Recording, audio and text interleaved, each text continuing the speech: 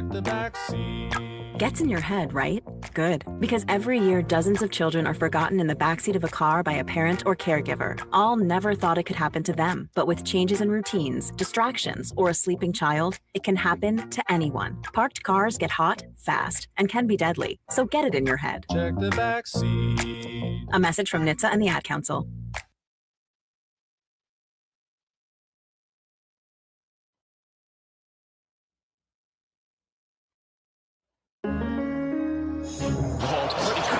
Crossover. Oh, killer crossover. Just crossover. It just crossed him over nastily. Another victim to the crossovers. Cross him up and sit him down. Crossover is powered by Everlevel Concrete Repair in Omaha at everlevelconcrete.com. Hey, guys, how are we? Hello, Matt. Hello. What's John, up? hell of a call yesterday, my friend. Great job. That was quite the game. I'm sorry that our post game went longer. Yeah. I think we have some I don't know for sure, but everything got pushed back because I think Ed Cooley needed more cooling off time. Nice. Yeah, so his press conference was very interesting. I didn't know we treated basketball like we do football now with what was the call on the floor and inconclusive evidence when we have very clear camera angles that show us when the buzzer went off and how much if his fingers were still on the ball. Okay, so you heard it. I had no idea until first off, yes, I did hear it. Do we want to play it? Can we go ahead and play it? Because it's awesome. Yeah, let's do it. It's one of the best. I have not drops. heard it yet. I've not heard it yet. I don't have it. I thought I don't. No. Is it on? I don't Probably know. on the Josh page. Josh was playing it. Odson was playing it earlier. We're not on that. Yeah. Okay. Anyway, sorry, that was bad. I was like, wow, you talked about this with Nick? No. You want to quit moving my mouse around? I can get it. All right, Tell me where I'm going. I think it's on I'm whatever. a little uncomfortable right now. I think it was on Josh's. A little uncomfortable right now. Yeah, I didn't get a chance to hear this because the post-game press conference, because usually the visiting team goes first. And so it was a long night. I mean, it's John. It's John saying, "What's the call on the floor?" Yeah, I didn't know. I did not know. I mean, okay, we can't. I can't find it. This is terrible. But anyway, really, I don't know. Josh would know where it is. Anyway, you did not know what. You damn producers need to have like a Dewey Decimal System for all this, so you can all find each other's stuff. But anyway, it's in Joey's folder, Nick.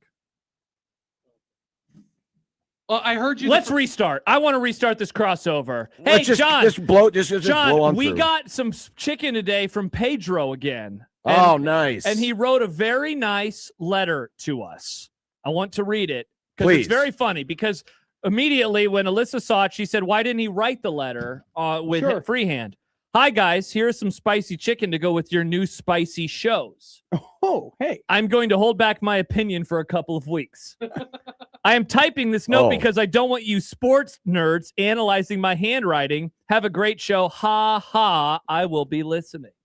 Thank you, Pedro. I love you, Pedro. Thank you. Were we analyzing his handwriting last time? I don't remember. We were. Somebody was. I don't remember who it was. Maybe it it might have been Happer. Yeah. I was not here for the was it a brownie drop / chicken drop when it first He's came always around? dropping off stuff. I know. I was Very not kind. able to enjoy. I will tell you this right now. You love spicy food. And you are white. You are Thank Caucasian you. from the mountains of Caucasus. And I love it, man. And I am Latin, okay?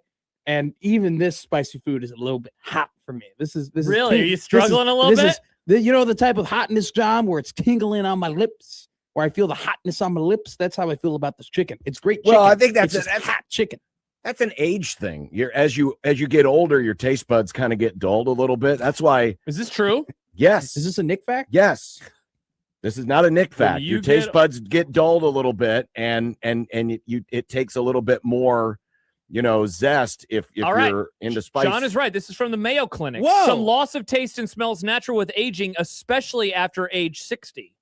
Now, John is not that old. You're not that old, John. No, but it's not like when we turned to the year 2000 and we instantly got flying cars. Wow. It's gradual over time. That means And we Brad still Pitt don't have eats flying spicy cars, food by now. the way.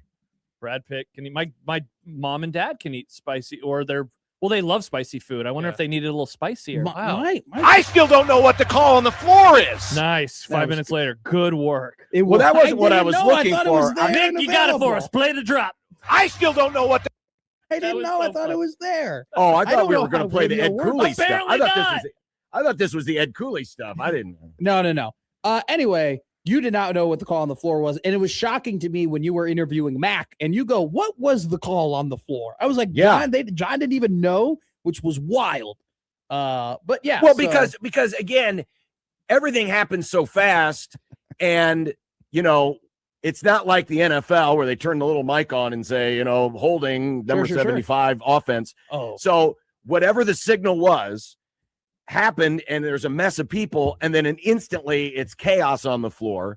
And I had no idea. I didn't know, because the scoring monitor counted the basket.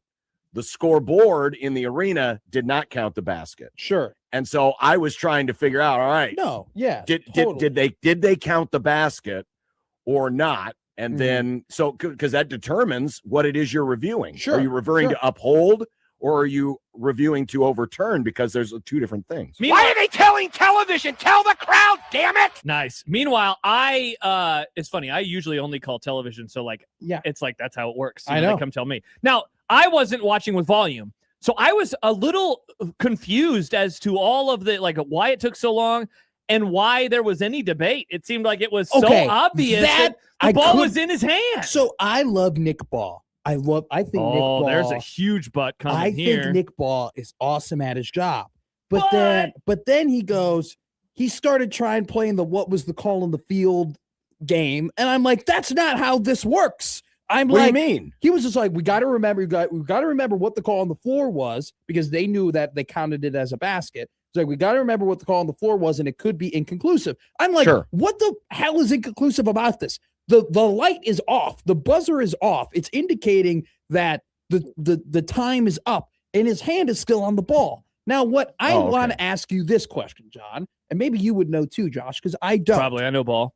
The light goes off on the backboard to indicate the buzzer has sounded. Yes, correct. But there's 0.1 seconds left on the clock. Is it the clock or is it the buzzer? Well, those should be synced up. But those should be synced up. And this whole notion of, if we don't have the technology to sync this up, then I don't know what we're doing here. I agree. Yeah, Doug Amato says it's not the light, it's the clock. Okay. But again, they both should be synced up. Yeah, right? that's a rare, if they're not synced up. Even when it went down from 0.1 to 0, his finger was still on the ball. I don't know why it took 7 minutes to figure out what the hell was going on. How long was it actually? It was 7 minutes. It was 7 minutes. We were sitting there and they went to commercial. That's 28 patinos. Good math. Yeah, exactly. That is good math. Uh-huh. Yeah, now again, chaos is ensuing. We don't have access, but we sit right next to Creighton's video department. Okay. So I got an early view off of Jeff Grissell's tablet. Then a couple minutes later, they put the visual up in the arena. I'm assuming the Zapruder film or the key frame was the one taken from behind the basket where you can see the light on the other goal at the other end of the floor, right?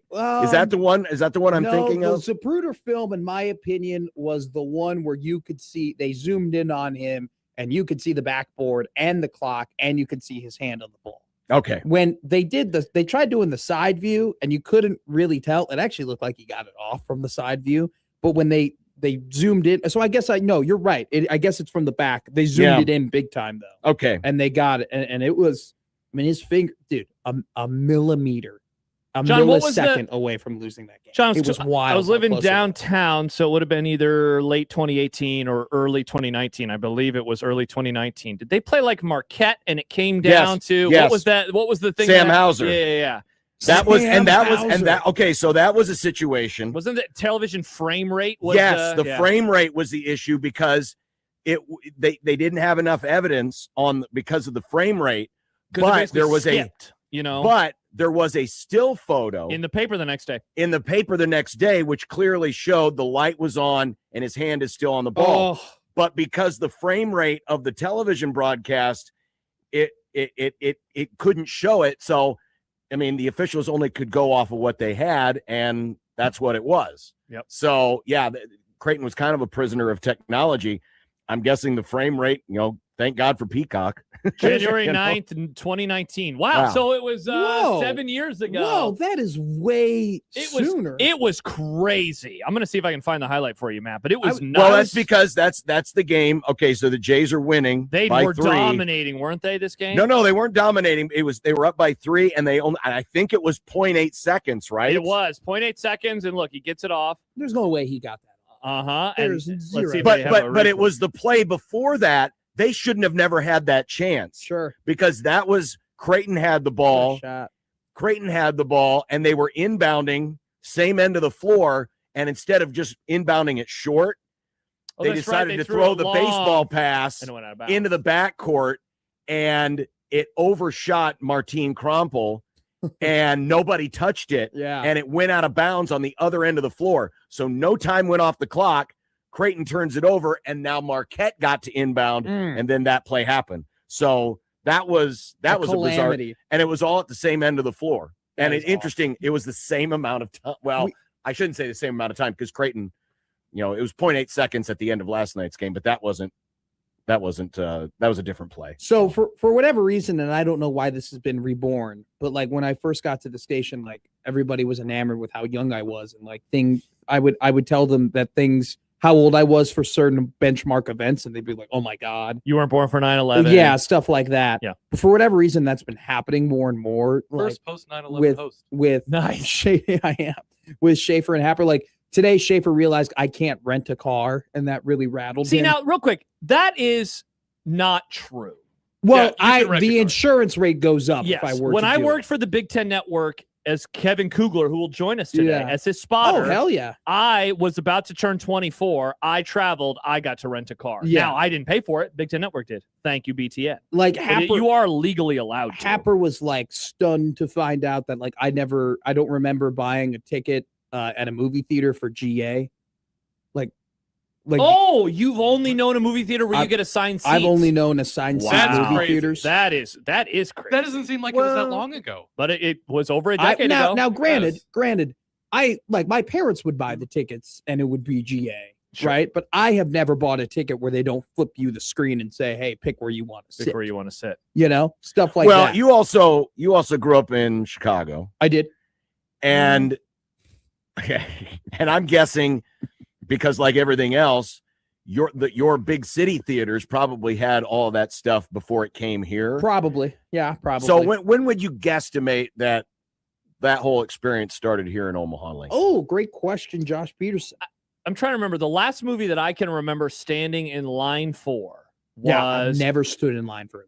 Was like the first Avengers movie. I remember my family. Okay, we so what? So 2012. 2012 is when that's the last time I remember standing in line for one. Really? That checks out because I didn't really start going to movies on my own until I was like 14. Yeah, because I remember when it's now $20,000. It used to be, or it's now Majestic. It used to be $20,000, and when that switched over, and it was like, whoa, the reclining seats. This is pretty cool. That's the one thing about the theater that I went to growing up. We still only have one theater that had reclining seats. I had never gone to a theater that had all theaters with reclining seats until I went to the Marcus Cinemas on Peace Street in Lincoln. Yeah, that was like the first theater that I went to that had all recliners. Which I've been to plenty of Nebraska theaters. Yeah, I've been to the one in Elkhorn. I've been to ACX Cinema 12. I've been to the one in Council Bluffs. I've been to the Marcus Cinemas in Lincoln. Yeah, I am very impressed with the theaters here in Nebraska. I have never not been disappointed. What do you think we're gonna? Do you think Nebraska just had bad theaters? Yeah, no, but I've been to much worse theaters in also, other places. You're only mentioning the Omaha area. I don't think it. He said no. I said Lincoln. Oh, said Lincoln. And I said Elkhorn. That's kind of that was out there though. It was like 25 minutes. About ACX? Yeah, it was like 25 minutes away. Yeah, that's Omaha. My theater. I'm not saying it's on Omaha, but it's not down. The theaters we went to back home were just generic, boring ass theaters, right? So when you would come to a theater here, it was an event. Like, hey, we're going to Omaha to see this movie. Wow. Like, oh, let me put on my tie. So I bring this all up though to say that where was this going? I can't imagine watching sports in a time where like replay review didn't exist. And you couldn't really reverse calls because that's all. John knows that era very well. That's all I've ever replay review and MLB came in 2016. So I guess I did have a decent portion of my childhood life where I remember like, oh, that was a crap call by Angel Hernandez. Horse crap call. Nice. Guess we can't move past that. But other than that, I've never experienced the whole, we got screwed because the dude couldn't see it correctly. Like, I've never had that before. If anybody's ever been wrong, we just go back to the monitor and Dean Blandino's ask us, well, we got to reverse it. Oh, sucker and succotash. There's Sylvester. John, can you imagine doing a radio show the day after Game 6 of the 1985 World Series when the Cardinals got absolutely hosed by the umpires? I mean, you would have been cackling for 4 straight hours.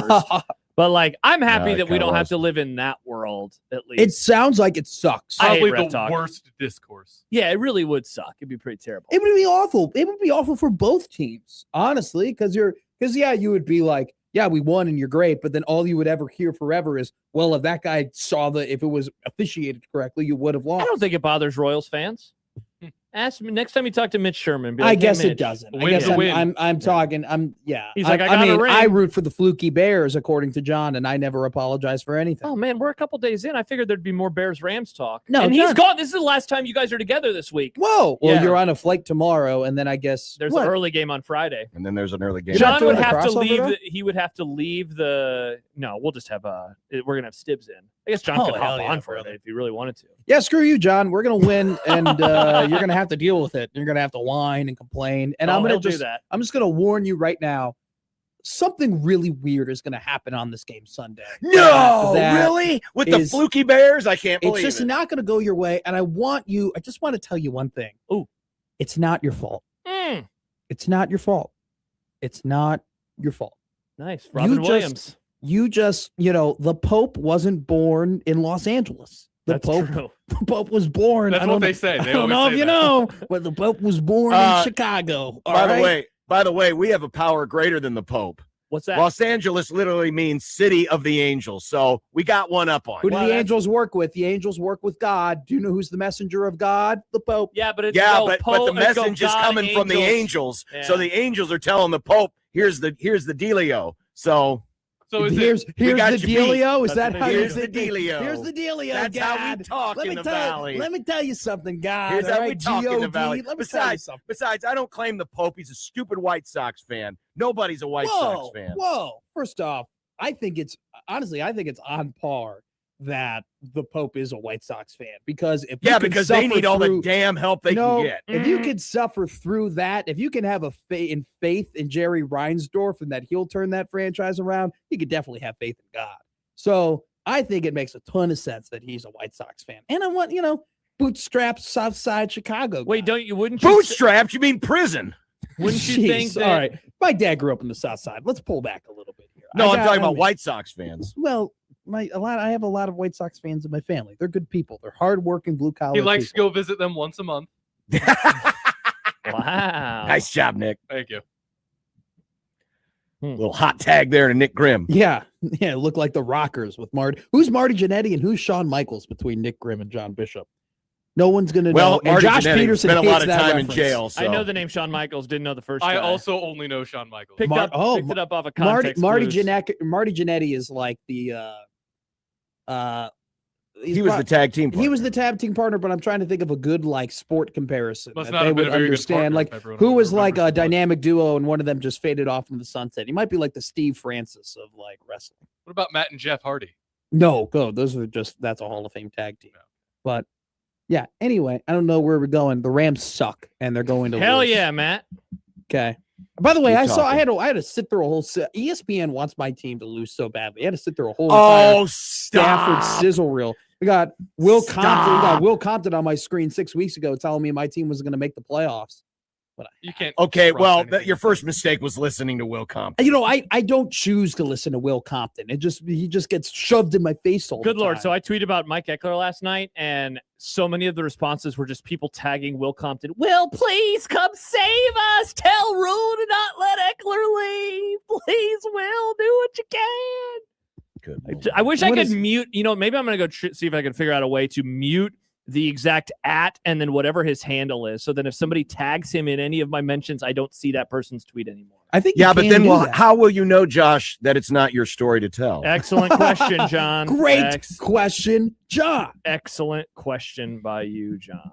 I wouldn't want you to be telling someone's story out of turn. Well, I'll tell you your story. The Rams are going to lose on Sunday at 6:30 at Soldier Field, and that will be one of the last playoff games that maybe that. But before they moved to Gary, Indiana. No, they're moving to Arlington Heights, you buffoon. No, they're not. They can't. Apparently, they can't do it. Apparently, the taxes are too high. Apparently, the Bears are too poor to build their own crib. Like my owner could build his own crib. Maybe if you were a proper sports reporter, you would go ahead and look at the news and see the pictures of George McCaskey on the grounds of Arlington Heights with Roger Goodell with a blueprint. They already bought the damn thing, and yet they were threatening to move to Gary. Hell, what's next? They're going to move to South Bend. Once again, if you were, a proper sports reporter, you would know that they're just trying to build the infrastructure and the roads to build the stadium as opposed to getting money for the stadium. Where the Bears are going, we don't need roads. I laughed so hard yesterday. So it's actually train tracks. The Bears account tweeted out Sunday Night Football loading, and it was a really genuinely great photo of the stadium with the backdrop.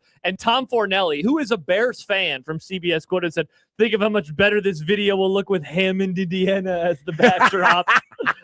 Doug in Idaho's got a good one. The Bears won't be from Chicago, just like Skokie Matt. I'll just say this: anybody who thinks that being in Arlington Heights won't be a 10 times better experience than Soldier Field, I might actually go to Bears games. Yeah, I hear this. Farron said something similar because I figured that all the hardcore Bears fans would never want them to leave Soldier Field. Going to a Bears game is an absolutely awful experience. You can't find parking anywhere. It's super expensive to taxi. It's super expensive to Uber. It takes you. The train is even.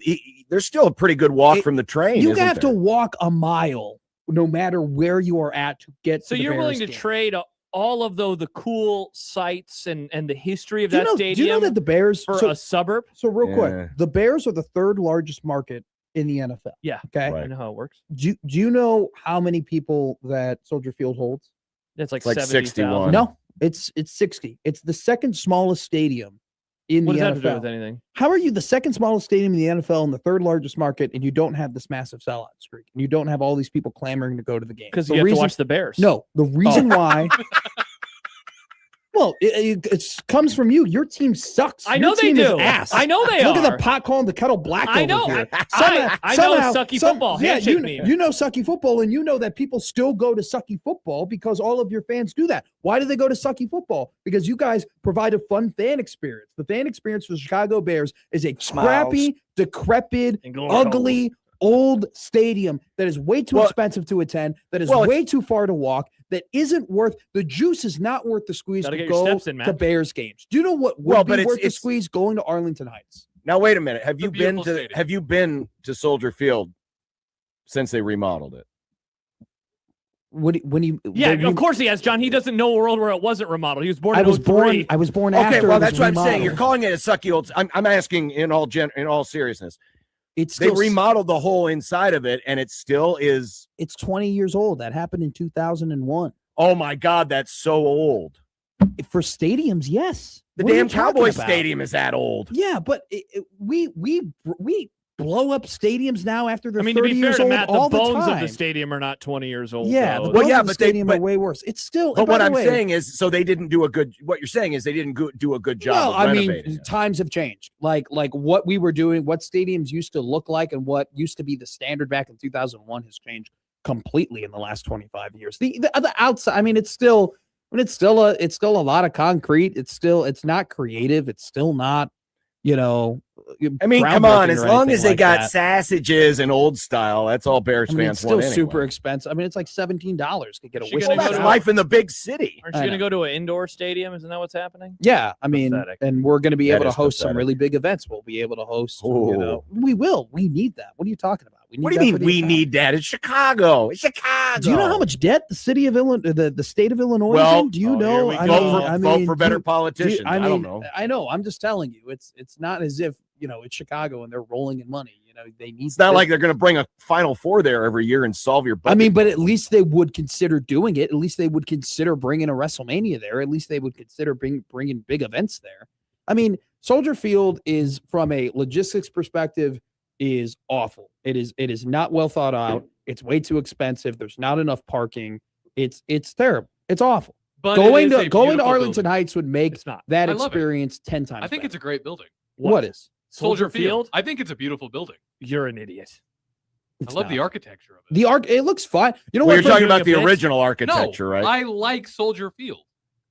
No. I can't speak for the experience or in it. I'm just You saying, like as when a you- building, I like that building. You like what it looks like on the inside? outside. From the outside, it's Oh, fine. okay, From the Yeah, outside, because the outside Yeah, is the original columns. the inside was all when you redone. walk through those columns, it's beautiful. It's gorgeous. And you want to get rid of that to go to Gary, Indiana. I'm not going to Gary, Walking Indiana. through the I'm tunnels actually is a little going sketchy. through one of the most developed and well put together areas in the Chicagoland area. Arlington Heights is gorgeous. There's a reason why a ton of people who get money move out there and build infrastructure there. It's a great place. Well, then why do the Bears whining about building infrastructure? They already got it. Because they are so poor, John. All right. They're all so cronky. poor. Well, comparative to Jerry's world over here and Stan the man over there, they're one of the, in terms of cash rich owners, they're one of the worst. Sucks to be rich, man. Maybe when you guys remodeled it, you shouldn't have done all the weird crap that you did to it. That's the huge problem. G. Smith writes, was it Soldier Field this summer? Crazy design has so many odd levels to it. does. Just awful what they did when they remodeled. It doesn't work on the concourses. I remember that first game back, and it was like, what happened? I did. What did they do? Dude. What did they do to my boy? And here's beautiful boy. and here's another funny thing too. They've been trying to. They still haven't paid this thing fully off. They still own hundreds of millions of dollars to the city for this. what happens when you have old owners as well. I know. I mean, Kyle says, why lower the property value by moving the poverty bears out there? seriously, it's ridiculous. So Can you imagine all the hoity-toities in Arlington Heights sitting out there on their front stoop, drinking their, their lattes and everything else, and going, "Oh, did you see that the Poors are moving into town? It's the damn Bears." John, you're not wrong. You're not wrong at all. They'd be with their Nespresso machines walking while seeing all these. Why are all these South Side sausage eating, Miller Lite having just bozos coming through our great city? That's what would happen. But you know what? I would actually go to the games because I would just, as a kid who grew up right next to a train station, I can just go to the train station and be taken to the Bears game, and that would. Does be the train awesome. run through Arlington? Yeah, there's a stop right there. You just Okay. take the train. That's part of the I reason couldn't why they want remember. to be there. There's actually two different Arlington stops on the Metro. Okay. There's one at the park and then one like in downtown. So Okay. you can be wherever. It'd be great to move there. ACG texts in, Nick likes Soldier Field because of My Chemical Romance. I forgot about it. I was trying to No, remember I like Soldier Field because I like how it looks on the outside. on the outside. I was only on the tunnels. Yeah, I'm gonna be honest with you. It could look like an ugly pig with makeup on the outside, just as long as it's Penn somewhat- State Stadium. Yeah, it's as long as it's like roomy and has some pretty good amenities inside, and there's a winning product on the field, and it's easy for And me to you get got there. that. That's the most important thing. That's what also, I'm it's going to worried be about. harder for you to get to Bears games because you live in Omaha now. So it's still a long drive regardless. No, but the good news is that the streetcar is going to run Whoa! Thank you, From- Mayor Gene. from Midtown to Arlington Heights. Is Thank you, it Mayor gonna? Gene. Is that why they're tearing up Dodge once again? And there's just Yep. always construction everywhere all the time. It's By the about way, the new if this streetcar is going to cost $500 million, it better go to Arlington Heights. Yeah, that's not a bad idea.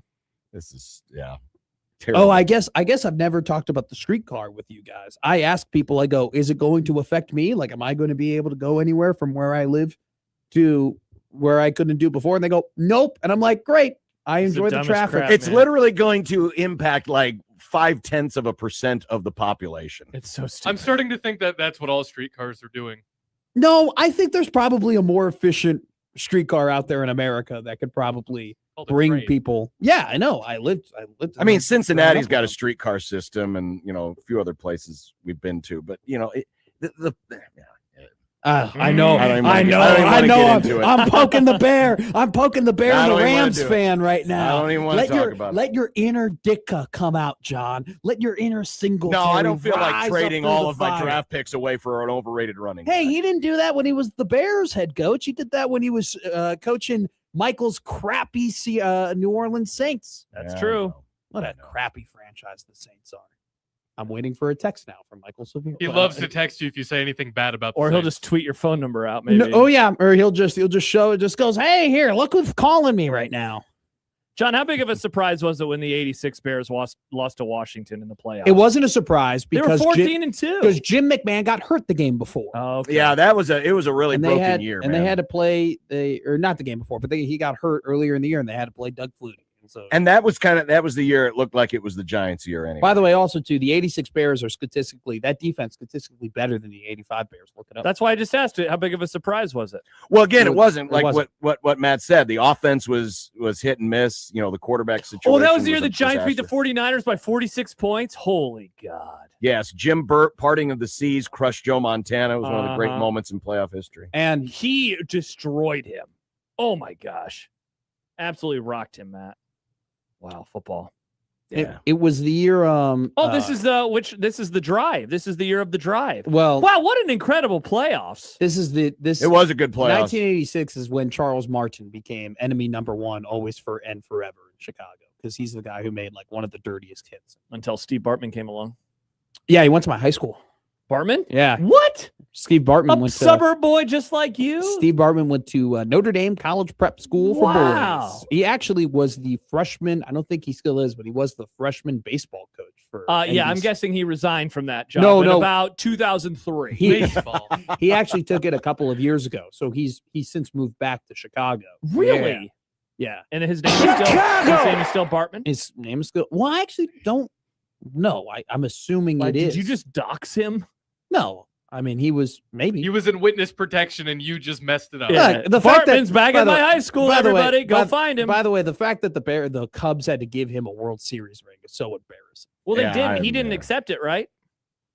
By the way, Chance writes, I'm in a group chat that posted Matt's number LMAO. Cool. That's Call exciting. me. I probably won't answer you. Just like there are people who I have their contact information. I don't answer their I texts. was on the phone with somebody earlier today, and this person said, "What's up with McMaster?" Asking about your new stuff, and said, "Yeah, he hasn't responded to a text message that I've sent him in like a year." So I'm going to tell you something right now. I said he's horrible at responding I'm to text. terrible at responding to text. Yeah. I'm a call guy. Okay. You're old school, man. You called me on Saturday night after the Bears game. You want to? Oh, I get it. I like calls. I'm going to be real with you. First off, top 5 night of my life.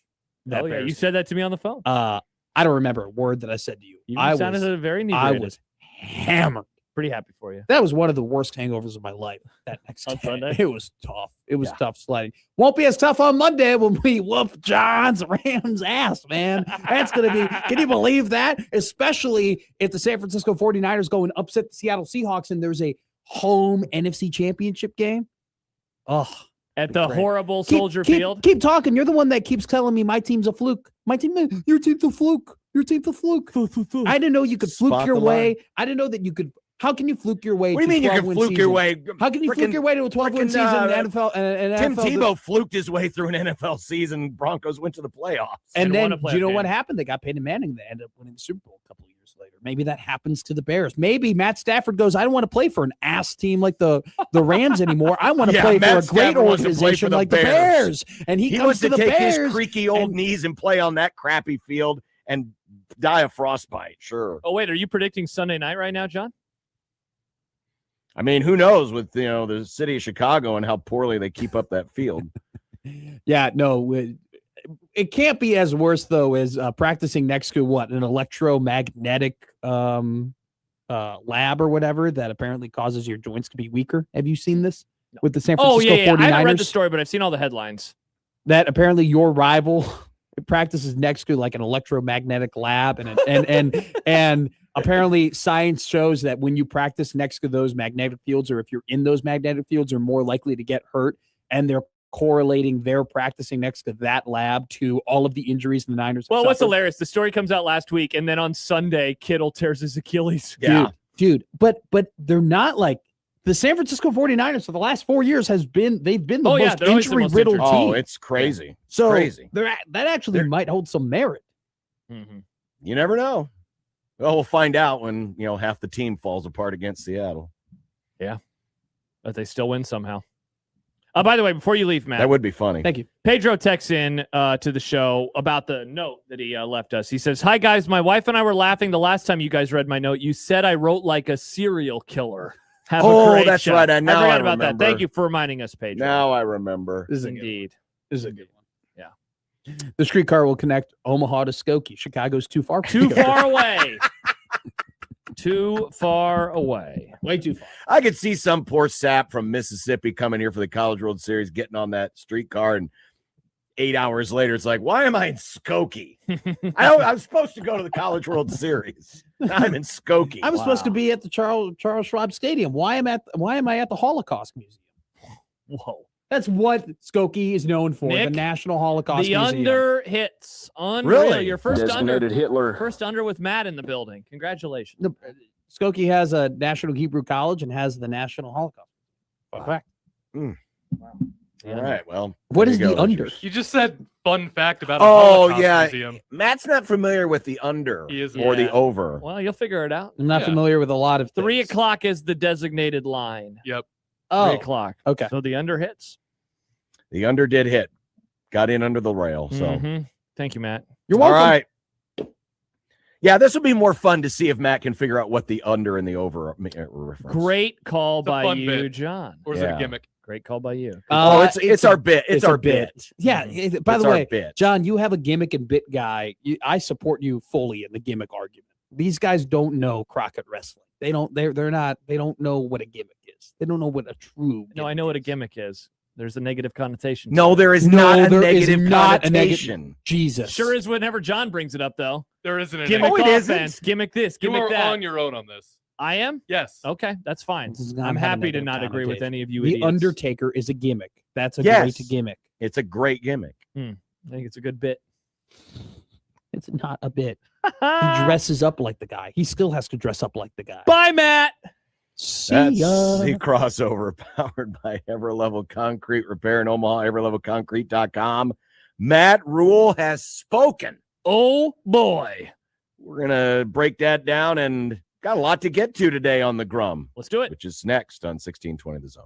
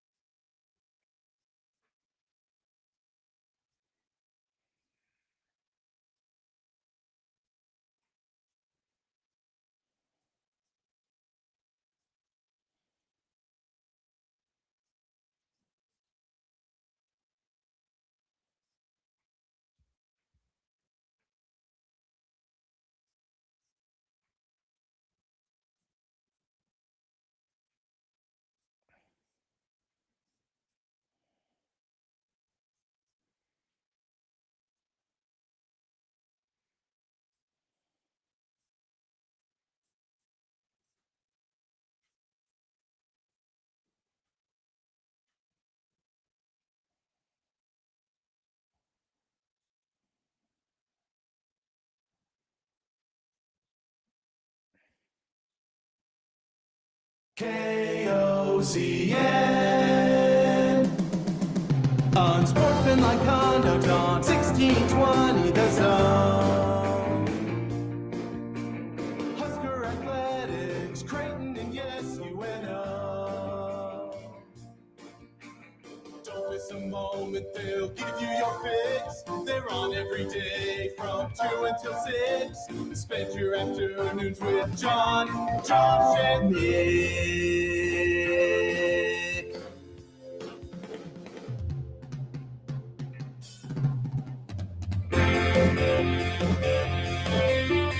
John, Josh, and Nick.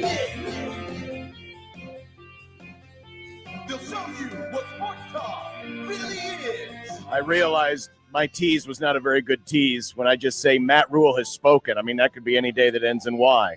Yeah, that's true. We did get an email from John. Can't this guy just shut the hell up until spring practice starts? Wow. Good Lord. Sportsmanlike conduct on 1620 The Zone. Husker Athletics, Creighton, and yes, UNO.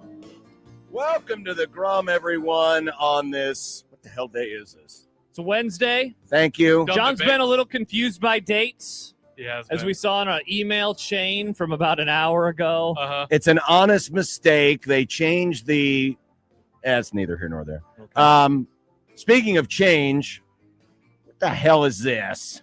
This looks goofy. Well, it looks I don't goofy like because just move your camera or something. No, this is how I always frame my shot. Well, frame it differently. I always like. I can't frame it differently. John talks about how he's like, you can do whatever you want to do, and then Nick does something different, and John's like, I hate it. This looks awesome. Good job by Nick. Why does Grimm. this look? This is too Gen Z pilled. Where everything. Remember, it's about widescreen. It's not about narrow screen. It's about the phone going sideways, not going. Well, this is still widescreen, and it looks better than the weird T-box thing we were. Yeah, but now you're in the middle, and it better. makes it look like you're like a judge or something. Well, that's true. And I mean, Josh we could just do this, playing. John. Bye, Nick. See, and now we're living in a much better world. Maybe we just do a 2-box from now on. John, what do you think about the 2-box? 2-box. That could be something we do. Maybe we just do that. All right. Well, these days have been bleeding together. This has been a weird last couple of weeks. Of course, coming off the holidays and everything gets screwed up. You don't know. Every holiday feels like a Sunday. At least it does to me. So every day is screwed up, and now the Creighton schedule's been off. I always think when you play a midweek game, it's always a Wednesday, but it was a Tuesday. It was indeed a Tuesday, and quite a Tuesday it was on many fronts. As we bring you the Grum down. Oh okay, no, that ain't gonna work. We can just do that. Easy. Brought to you by the referees at John Higgins Weather Guard. Keep rolling. Keep rolling. John's a Limp Bizkit guy. Good song. And it's a good basketball team. The Jays bust the math equation and stun the Hoyas. Oh, yeah. We'll explain. Mm-hmm. I don't know about that Kugler guy. Yes, Kevin Kugler will join us in 10-ish minutes or so. Apparently in the stream. Is he going to be, yes, this way, that way? Okay, whatever. We're going to do a fun new game today. I had fun with this when I was guesstimating, but we're gonna try to guesstimate how much Nebraska has spent in the portal so far on their new editions. So we're calling it The Price is Likely Not Right. I'll be very curious. We have no idea. I have no idea how Josh went through his exercise. He doesn't know how so it's going to be totally surprising. I'll be very curious to see how far apart we are. And then I'm sure the folks inside of Nebraska's front office will look at it and go, God, these guys are clueless. They ain't no damn idea how much we're paying for That would be guys. my guess as well. That would be my guess as But well. it'll be fun exercise, and, we'll see how it goes. We'll figure it out. We'll be fine. Has Eckler left for the Smog yet? Are we going to play that audio? Do we need to pull this clip?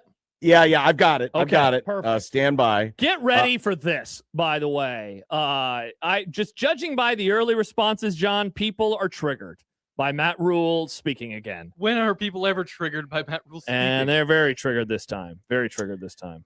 Pat McAfee losing support. Oh, no. Is Sigs going to break the star rating system too? It is a Dumb Debates Wednesday. Make sure you send in your dumb debates. John at 1620thezone.com, Josh at 1620thezone.com, Equitable Bank inbox. At Equitable, we take banking personally, answer the phone on the first ring. Or you can tweet them at us, which is kind of the more traditional way. Use the hashtag dumb debates. Send them to us because, we got to accumulate a nice library for 2026. And I just realized I was kind of messing with some stuff last night before the game. I had a little extra time. It's been a month since I we did dumb participated. debates? Well, since I participated in a dumb debate, you and Shafe did it last week, right? That's true. Yes, we did do one last week. Yeah, so it's been a while. Wow. But send in your dumb debates. We'd love to debate them. Hashtag dumb debates on the J-Tech Construction Zone Twitter page at USC 1620. And while you're out there sitting on the fence, I have come to a revelation about the 2026. Well, I don't know if it's a revelation, but just it's a conclusion. Okay. Of the 2026 Nebraska football season. At least how I'm going to look at it. Perfect. Which kind of leads us into, Matt, by the way, that's your Grum Down presented by the referees. And John Higgins Weather Guard. I'm not going to play the whole thing here because we do have Kevin coming up. And we will certainly get into it more in detail when we have a little extra time. But I did want to start with it because it's fresh. It's new. It is just recently put out. So Matt Rhule was on the Zach Gelb show. He is a podcast. He's a video podcaster. And he was asked about the rumors regarding Nebraska's special teams coordinator, Mike Eckler. This is a longer clip, so I'm only going to play part of it. Yeah, I was going to say it's about a 3-minute clip. Because there's a lot more in here than just necessarily talking about Mike Eckler. So we'll play the front half here, but this is from the Zach Gelb show, which just dropped earlier this afternoon with Nebraska's Matt Rhule. I wake up and everything's like this speculation about Mike Eckler potentially leaving. Like, what can you say about that? Is he going to be back next year with you guys? Do you expect him back? No, I don't know. I don't know. I mean, that's you know how this time of year is. These things happen. What I can tell you is right in the middle of the season, we offered Mike a huge extent. He's done a great job, a huge extension to make him either first or second highest paid special teams coordinator. But at the end of the day, people pursue people. I know Mike's a Nebraskan. He wanted to come back and be a part of this. But people have other things, Mike's also been a defensive coordinator. He's also been a part of things. And, obviously we hired Rob to do the defense. Mike's done a great job on special teams. But if people want to take other jobs, all I can do is put them under contract and offer them extensions and hope that they stay. So I don't know what's happening. All right, we'll just stop it there. But when you hear that instantly, and sure, I mean, he can't answer a lot of things definitively, but in typical Matt Rhule speak, just by the way he answers a question, pretty much the door is wide open. The smoke to the Eckler, or maybe I should say the smog to the Eckler to Los Angeles stuff is very thick right now. And we talked about it yesterday. The insider there at 24/7 Sports who covers USC said, the contract talks were not contract talks, but they were looking over Eckler's contract and they were working on a deal. This would seem to indicate that it is well underway, and Matt Rhule is preparing for life without Mike Eckler. At least that's how I read it. Yeah, I would agree. If anything, you wonder if Rhule's poker face is just pretty bad, because if we're just judging this entire discussion off of playing poker, I don't think that he was doing a very good job there. And I don't think he was playing poker. No, for sure. And so, I guess what I'm trying to say is it sounds like he's already gone, and it sounds like Nebraska is already moving forward. I know that yesterday and the day before, when this stuff first started picking up a little bit of steam, and even into today, there has still been this pushback that I have sensed from some fans of like, I don't know why this is real. Why would this even be real? Why is USC the only side that is saying anything? And yet, I was just going to say real quick, Mike Schaefer from Happer and Schaefer in the morning, 6 to 10 on 1620 The Zone, he has been saying for the last 24 hours, like, this is real. There is something that is going on here. No guarantee, of course, that he is going to leave or that he is going to come back, but this is real. And if you were doubting any of that, I mean, certainly listening to Matt Rhule on that interview tells me that it is absolutely real. Why wouldn't it be, or why couldn't it be real? Well, I think people were surprised, because a lot of the chatter when he first came back a year ago was returning home. He's from David City, right? Family here, et cetera, et cetera. This is the job that he wants to have moving forward. And I also think, and I've heard this as well, especially yesterday, why would he want to go to USC? Why would he want to go there? Lincoln Riley's on a hot seat. To which I would say, is Lincoln Riley on any more of a hot seat than Matt Rhule? I think that USC is moving into a better spot right now as a program. So I don't know, John. There's part of it too is just that kind of what? Why would anybody want to leave? Why would he want to leave? Sometimes that happens. I mean, if we make fun of Dylan Raiola for being at 100 different schools, go look at Mike Eckler's bio page on his Wikipedia. You're going to see a lot of schools in a very short amount of time. He's never really been able to stay put. But I do think that, obviously, I think that there's a lot here. And I think that part of it is that I think he wants to be something other than a special teams coach. I think, or something and a special teams coach, right? Yeah, I've sensed, or at least I get the sense that, the money is the money, right? If Matt Rhule is telling the truth, and I would assume, I'm going to assume he is, that they pushed a contract in front of him and said, we're going to pay you very handsomely and make you one of the tops in the biz, that's true.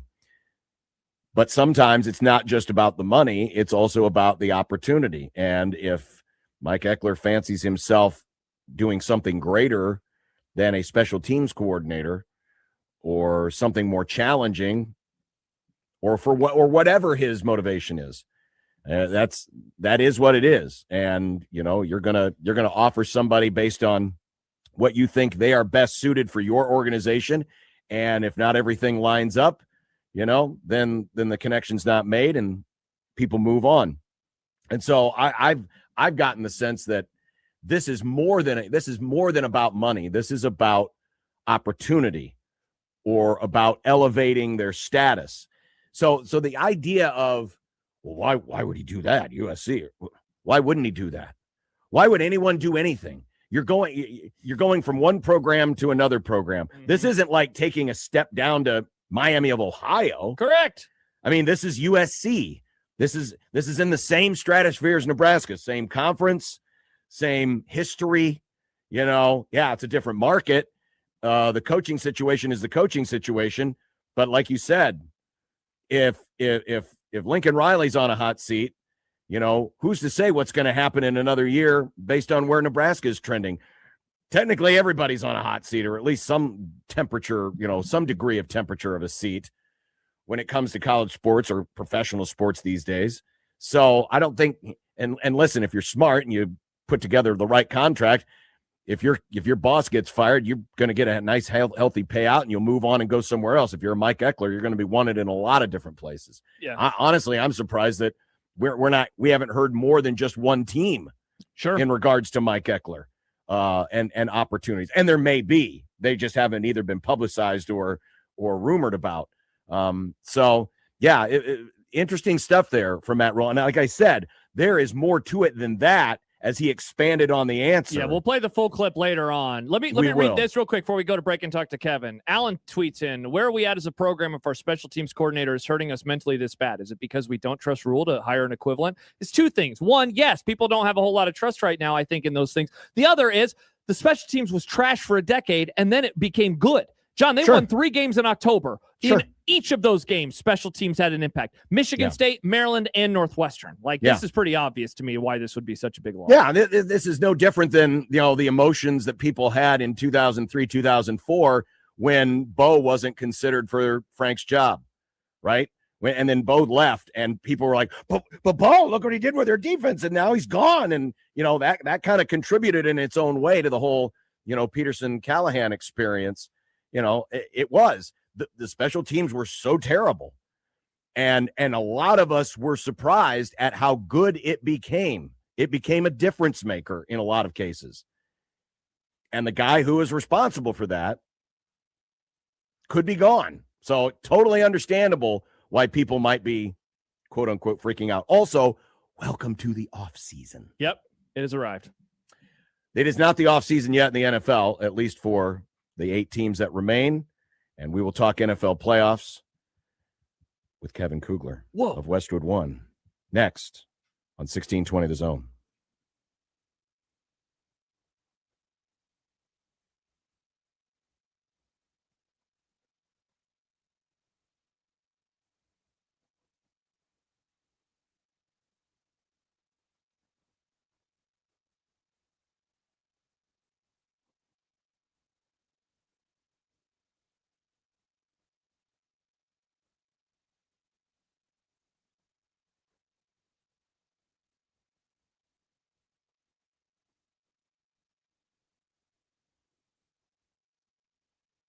Start your engines. Joe's Indoor Karting in Council Bluffs is off the charts crazy. Joe's Karting is fast-paced, adrenaline-pumping, wheel-to-wheel racing action at over 40 miles per hour. The only speed restriction on these karts is how good you are. Joe's Karting is located just a couple of blocks north of Bass Pro Shop and directly east of AMC Theater in Council Bluffs, Iowa. Go watch a movie. Come race at Joe's. Planning a bachelor party, graduation party, or just a night out with friends? Go to Joe's. Remember, Joe's Karting is your place to race.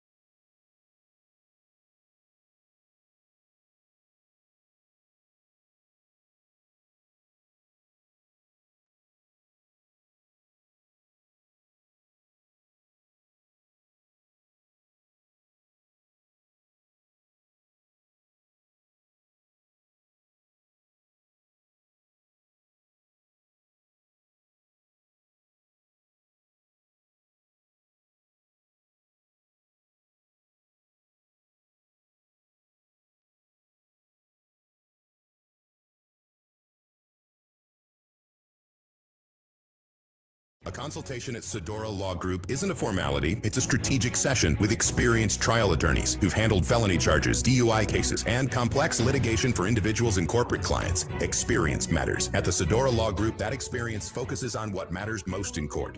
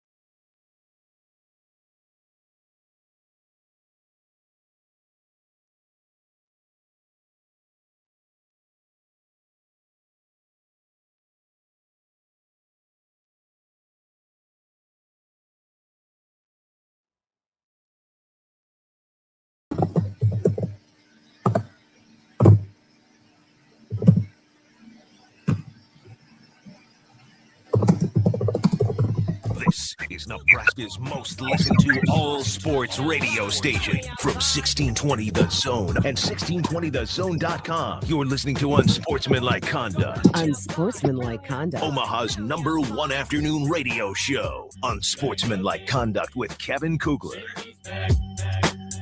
I miss the old days when we used to use Kevin's mom's voice there in the middle with those little drops. Wow. Why is my mom taking strays? She actually likes. Oh, this is the best version of Kevin Kugler. He's muted. No, not muted. No, somebody in here made a mistake. Nice mistake, Nick. Hi, Kevin. Hi, Josh. My mom's very unhappy about that. She used to like John Bishop, and now not so much. I'm just saying your mom had a very nice, pleasant voice. Like, why is my mom taking strays? Like, she hasn't heard. She's not taking strays. I was complimenting her. She goes to Russ's IGA, and the people at the cash register go, "Oh, is your son Kevin Kugler?" And she goes, "Yes." And they throw her groceries at her and tell her to get out. Oh, that SOB that's calling the Husker game. Hate that guy. I mean. Oh, yeah. Oh, the Husker game that they always lose when you're on the call. Always lose. They always lose when I'm on the call, and then they yell at me, and it's clear I hate them, and it's all that. I mean, I'm very excited that my good friends at Purdue are happy to see me tonight. My good friends in Iowa will be happy to see me tonight. I mean, go Hawks, go Boilers. You know, at least they're not throwing things at my mom at Russ's IGA.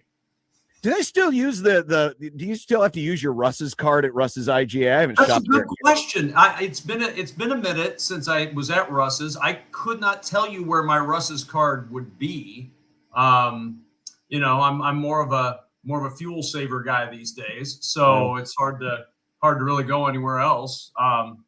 But this is why this show, based on everything I read on the message boards when I'm not reading about how awful I am, this is why this show is tanked. We're just talking grocery store fuel saver cards. That's why this entire station is basically off the air now, from what I understand. I always liked it how Hinky Dinky, they would put the chips and the cereal in the same aisle, because that's always where I went to the store for. It was chips and cereal. Yeah. I still have somewhere a Hinky Dinky apron, which you can wear for Halloween, parties and things. If you'd like to dress up like a grocer from a grocery store long gone.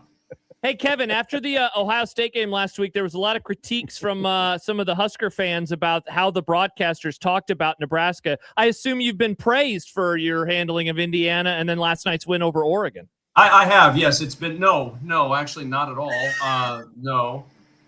And that's fine. I mean, I don't, it's expected. I've lived in Nebraska a long time, and I know that I'm not beloved public figure, and that's fine. I don't need to be beloved or even beliked. I mean, it's just, but dealt sad, with really. is what I think you are now. It's there. I mean, look, just because Nebraska's 3-0 this year with me on the call, I mean, whatever. Creighton's 1-0 with me on the call. All I do is provide wins for the great state of Nebraska. That's all I do. Nice. Well, look forward to that call of the Supernovas match, so they can get off to a good start too. I will be there with bells on. When is that? And who are they playing? And that's volleyball, correct? It's probably something either called the Z the vibe. or the vibe or the chill, the flip, the chill. I don't know. There's a lot of different names. When they play Flint, I'm all in. I mean, when it's the Mega Bowl of volleyball, I am all in on that. Well, okay, so let's throw Nebraska basketball. Tropical, John. Let's get tropical. Let's get tropical. Coffee black. Let's throw Nebraska basketball fan a bone. So like you said, you've seen him 3 times. What is it about this program that you just the feeling you get around it when you talk to Fred or when you talk to people around the program compared to what it was, say, 3 years ago? We know about the personnel. We know how good the personnel is together, but is there something else in the air that has contributed to this incredible start? There's 2 things that I think have made the biggest difference in all seriousness with Nebraska. One of which is that this team is incredibly connected with one another. And you see that with the best teams, regardless of sport. Everybody seems to like each other. Everybody seems to understand each other. And look, winning helps, clearly. I mean, when you're winning games and you're winning every game, it's easier to be connected. But I really do think since the beginning, you've seen that sort of connection develop with this team. And it starts with the leadership of Sam Hoiberg. It starts with the leadership of Rink Mast. It starts with those guys who have been here. I think Sanfort's been an outstanding addition. He does exactly what you need him to do. Jamarcus Lawrence brings a maturity and a knowledge of what the program was and what it can be. And I think the second thing is, and Fred talked about this with us yesterday, he has really done an excellent job of footballizing his coaching staff. And by that, I mean he has split up delineated roles for his offense and for his defense. Nate Lenser is essentially his defensive coordinator.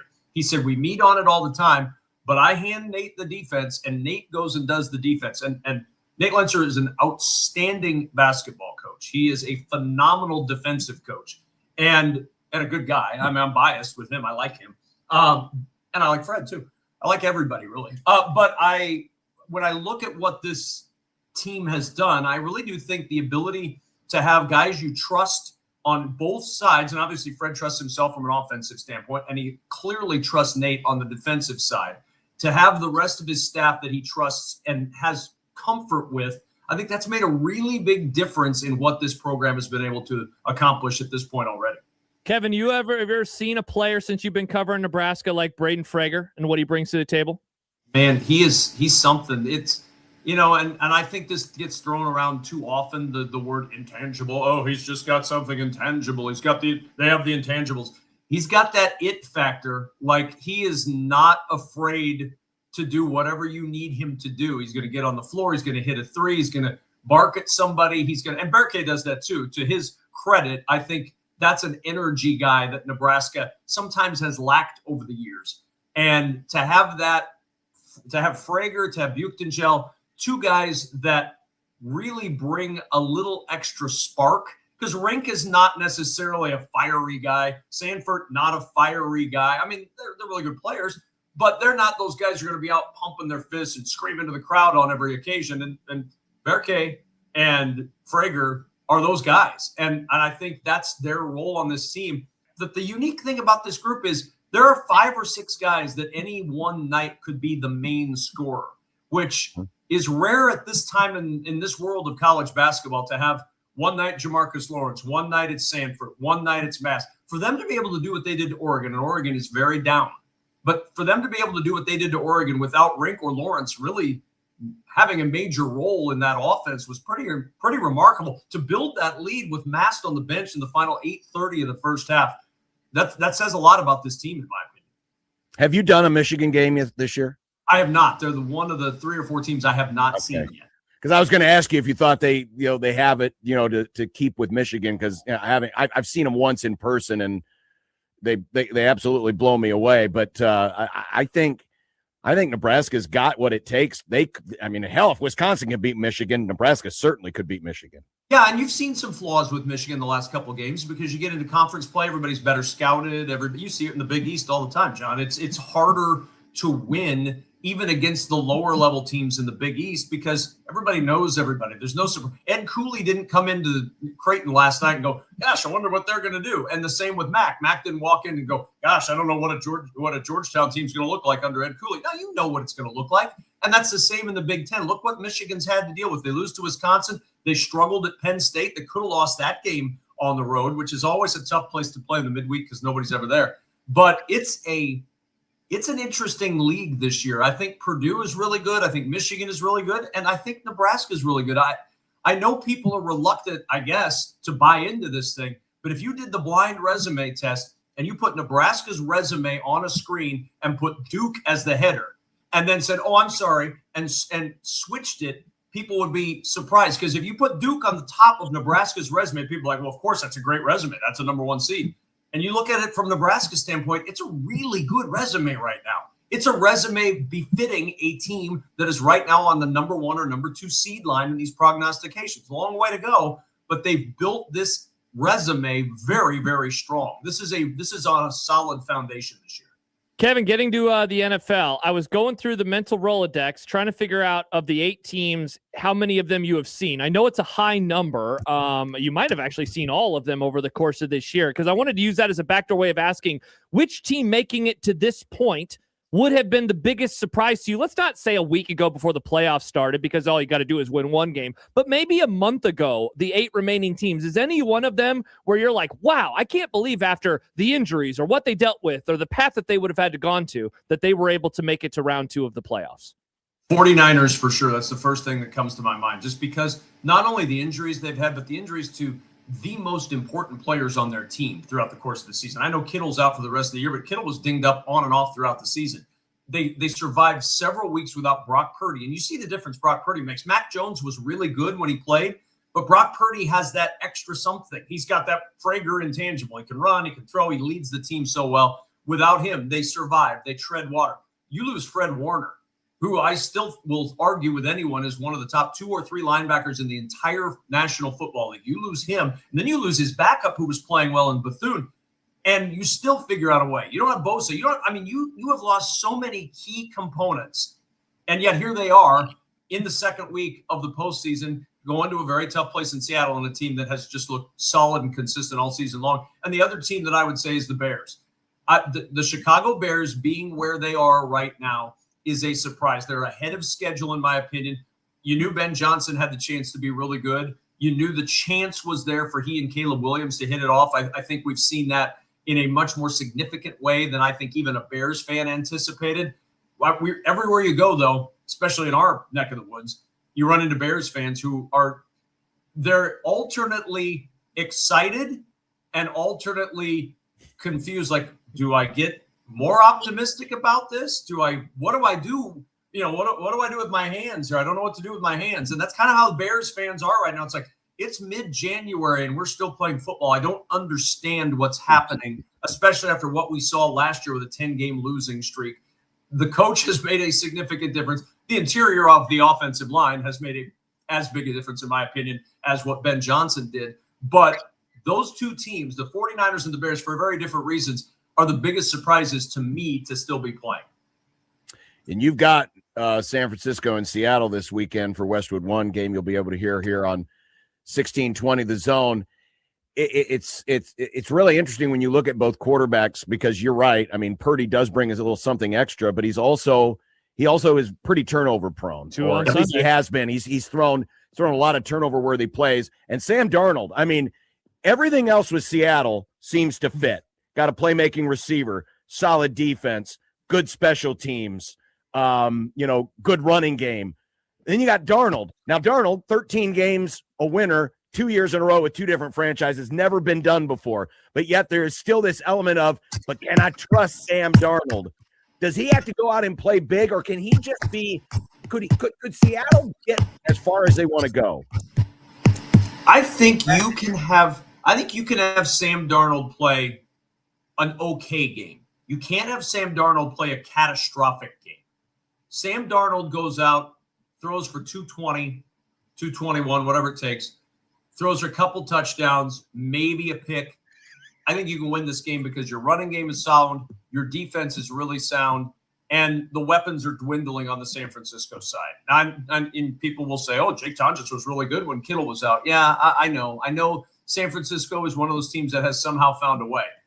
But I think Sam Darnold has so many weapons around him, and that defense has grown into such an amazing defense this year that all he has, and I don't like the word manage a game because it has a negative connotation, but man, just kind of manage the game. I mean, there's no shame in managing your way to a Super Bowl championship. I am certain that John Bishop will buy all the Rams gear he can buy if Matthew Stafford just manages the Rams to a Super Bowl championship. I am certain that Josh Peterson would buy as much Cowboys gear as he could if Dak Prescott could manage the Cowboys to an above 500 record someday. Hey! I mean, I'm just saying. He's done it. It didn't happen this year because, the Giants are great, and everybody knew that. That was clearly what was going to happen in that game. But I digress. To me, it's for Sam Darnold, just go out, play smart, play sharp. You don't have to do too much. You've got a lot of weapons around you. Just get those guys the ball and see what happens. Kevin, last one from me. Who has the bigger advantage of seeing each other twice in such a short amount of time? And let's remove, of course, the rest that Seattle has, because that's a huge advantage. But matchup-wise, who gets the advantage for a second time in 3 weeks? Well, I still think Seattle gets the advantage because not necessarily the rest, although I do think that's a factor. I mean, it's a long trip back for San Francisco in a short week, but I do think Seattle gets the advantage because they've been home, and I think they've been planning this for 2 weeks. I think they've had 2 weeks thinking they were going to see San Francisco. You know they had a game plan. You know they're familiar with San Francisco. They've seen them so often. They saw them 2 weeks ago. I really do think Seattle, with the ability to rest, the ability to lean on that defense, the ability to have 2 weeks to really hone in on San Francisco following a game against San Francisco, I think that's a big advantage for Seattle. Are the Bills lurking? Yes, 100%. 100%. The Bills are lurking. There is something with Josh Allen this year that I told this story last week on the air somewhere, and but we were walking out of a game in Tampa. Yeah, I've had like 8 games in the last 9 days, so I told it somewhere. But we're walking out of a game in Tampa at the end of the month of November, and we're walking by the wall of TVs in the press box in Tampa, and they have all the games and all the talking head shows. And one of the talking shows from NFL Network was, "Has the Bills playoff window closed?" And I was walking out with Moose, and I turned to him. I said, "Look at that. You think the Bills playoff window is closed?" And he looks at me and he goes, "Did Josh Allen retire today? Because if he did, then maybe the window has closed. Otherwise, no, the window has not closed." And he's 100% right. Josh Allen is there. Patrick Mahomes is not. The kryptonite that has plagued him for so many times in the postseason is not there. None of the other guys in his path are people that you look at and go, "Oh, there's no way that Josh Allen can get past that." I love what the Broncos have done this year. I like Bo Nix. That defense is stout. Josh Allen, man, I would not bet against Josh Allen in a scenario like this, even in Denver against a good defense like the Broncos. You're getting complimented for your Mr. Mom reference. I appreciate it as well. Yeah, that one went right over my head because John started laughing. I was like, what was that reference? What joke did I just miss? Movie Club, Mr. Mom. Let's pull that out. That's a kind of a forgotten 80s comedy. I would be curious if it held up. I'm sure Nick would pan it because that's what Nick does with most things good. But maybe you guys would like it, John. I know you've seen it. That's a Michael Keaton movie. Okay, my grandparents owned the VHS. I just never got around to watching Michael Keaton, Terry Garr. What was the guy's name? Martin Mull. Martin Mull. Yes, yeah, fine comedic actor. I mean, it's there. I'm sure there's some references that are dated from a race and or relationship standpoint. Yeah, it's about a guy who has to take on the role of being the housewife, which for Nick's generation would be like, "Oh, that's every day that ends in Y in my world." Exactly. Thanks a lot, Nick. All right, Kevin, and you're on Purdue, Iowa, right? I am. Yeah, that game starts in about 2 hours and 20 minutes. So you should probably get going. I should put clothing on. I have a shirt on and maybe I have nothing else on. I'm not sure I'm wearing pants. You don't know. Good idea. All right. See ya. Have a good one. Enjoy the weekend. Bye, Kevin. Bye, boys. See ya. Kevin Kugler of Westwood One and Fox. And, well, that's about it. Right? I think we got them all. Yeah. Well, and what was he for 1620 The Zone? National correspondent, Kevin Kugler. Oh, that's right. I think we retired that role, though. I was filling out a phone graphic for him just in case because I wasn't sure where he was. Yeah. I said Fox, Westwood One, NFL, AARP. Wow, Nick, you're lucky he hopped out of the stream. Why do you think I said it now? He might never answer your phone call again. Never answers my phone. Well, that's why I sent him a message to try to get him on. All right. Coming up, Eckler. We'll play the whole clip because there's a lot more to it than that. Yep. Also, we didn't mention this yet. Dante Moore is coming back to Oregon, folks. So that means as long as Dylan's commitment stays true, he'll either be competing with Dante Moore for the starting job or he'll be sitting out.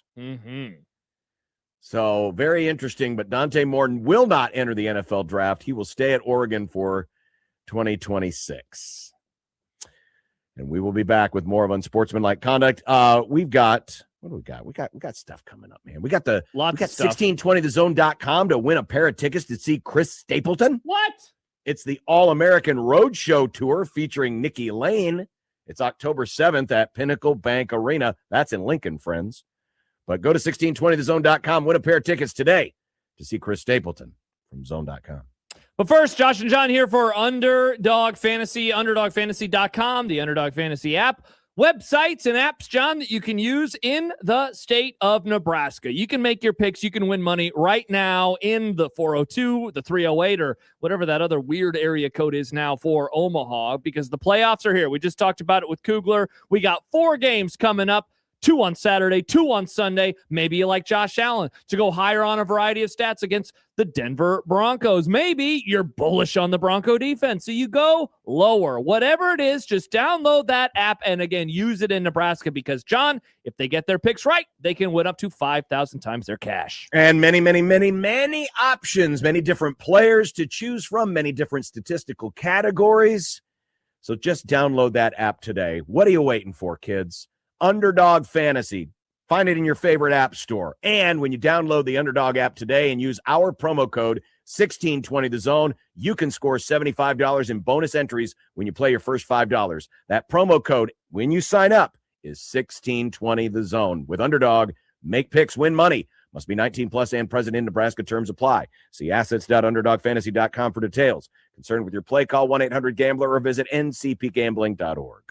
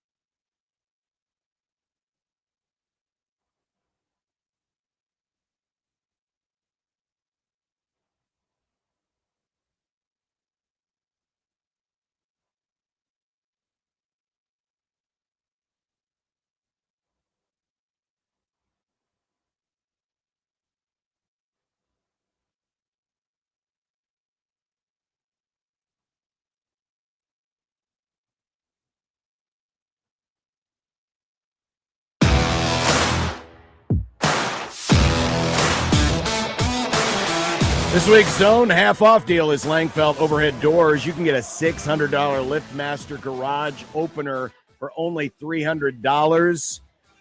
This is their 3/4 horsepower chain drive opener with a 7-foot rail. Got the wide-angle camera. Installation is included. It's compatible with their app. Find out more details online at 1620thezone.com. I know, it's a little different. You're not thinking about buying a garage door opener every day, but if you are in the market for a new garage door opener, this is an awesome deal, half off. Visit 1620thezone.com for more details.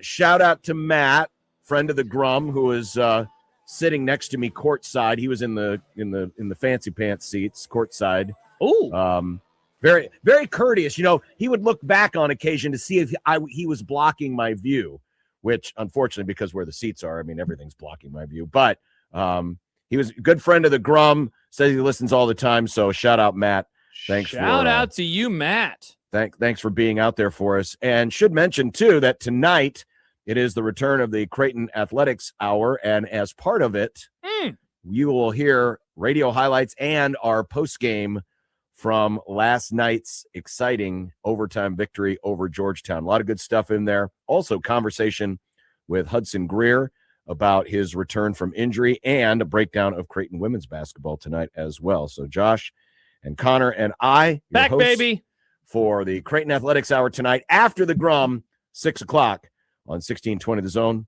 and 1620thezone.com.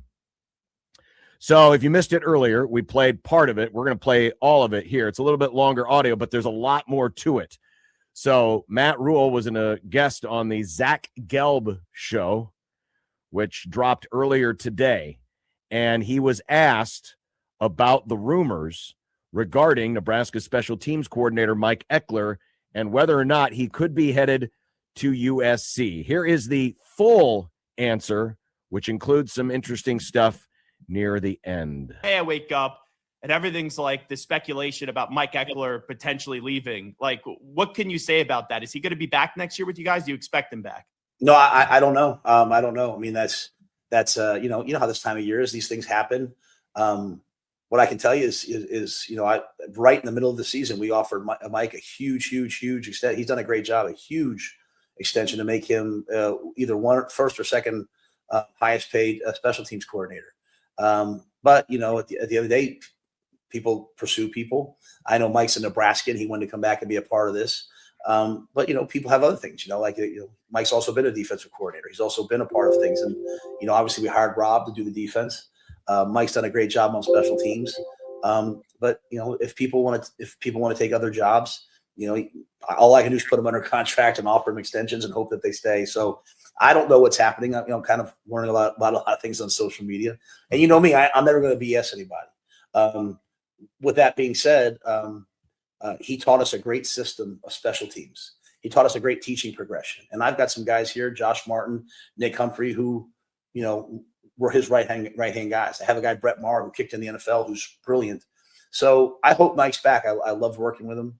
If a team pursues him and he decides to leave, I do have the guys and the system in place, though, to just do it from within and just continue what we did last year. So Mike's a great coach. I hope he's a Husker. I brought him here to be here a long time. But you know what? There's just like there's a transfer portal for players. Coaches also have that same right.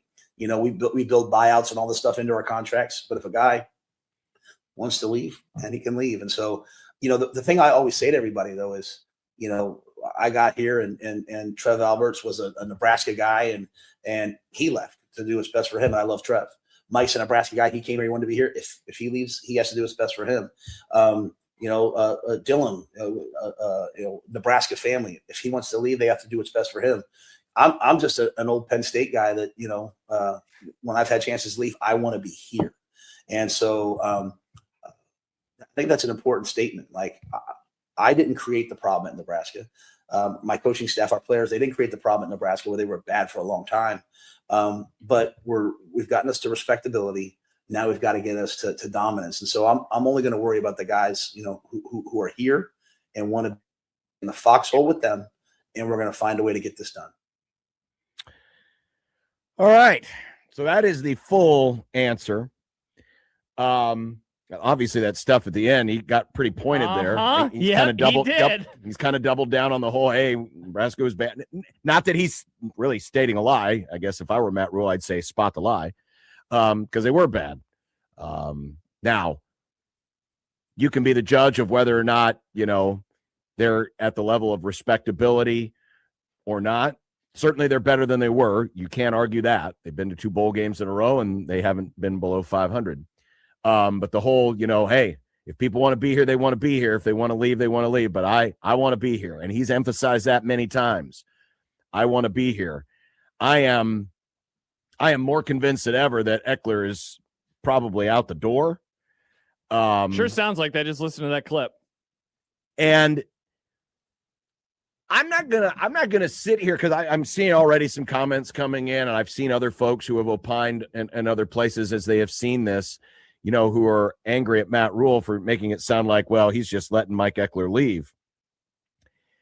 It's certainly, it is possible. We're not privy to all of the conversations that are happening. I believe that this is more than it can't be just about money. It can't be. Because if it's true that Matt Rhule was offering him top 2 salary at his position, I don't think it's a money thing. I think it is an opportunity thing, or, being higher up on the food chain, right? Matt Rhule's got his organization and the people that are in charge. Perhaps, again, I'm spitballing here, but perhaps in addition to maybe responsibilities that Eckler is more interested in, there might also be a higher pecking order. He might be higher potentially in the Lincoln Riley hierarchy than he would have been at Nebraska. Again, spitballing here, but it's more than just money here. It's about prestige. It's about opportunity. And if that's the way he goes, assuming that happens, so be it. So I as I listen to that clip, sure, I understand right now it is easy to be angry and dogpile on Matt Rhule because things didn't go well at the end of the season. It's also fun to do. That said, I didn't hear anything in there that was so objectively bad. I mean, Matt Rhule can't, if you're expecting Matt Rhule to get on his knees and beg this guy to come back, I mean, you wouldn't want that either. Why not? Right? Why not? You don't want a leader to do that. If a guy already has 1 foot out the door, so be it. Well, make your choice. Is Mike Eckler the only guy that can make Nebraska special teams great? Well, he has been the last decade. Well, he did it for 1 year. But I'm saying, is there not? And he answered it in there. The 2 assistants that were with him, that maybe he feels, hey, we've got the system in place now. Oh, come on. Things have been built up. Oh, man, come on. What do you mean, come on? You're telling me that Mike Eckler is the only guy that can make Nebraska special teams good? Of course not. Here's the problem, though. Okay. And I think that's what Matt Rhule's banking on. Yeah, but are you banking on him to hire the correct guy that's going to do it, or by promoting from within that those guys are going to be the ones? I don't know. I guess the answer to that question is the same answer of, do I trust Matt Rhule to make the right hired offensive line coach, which he's made? We'll find out. But if you had to pick an answer, do you?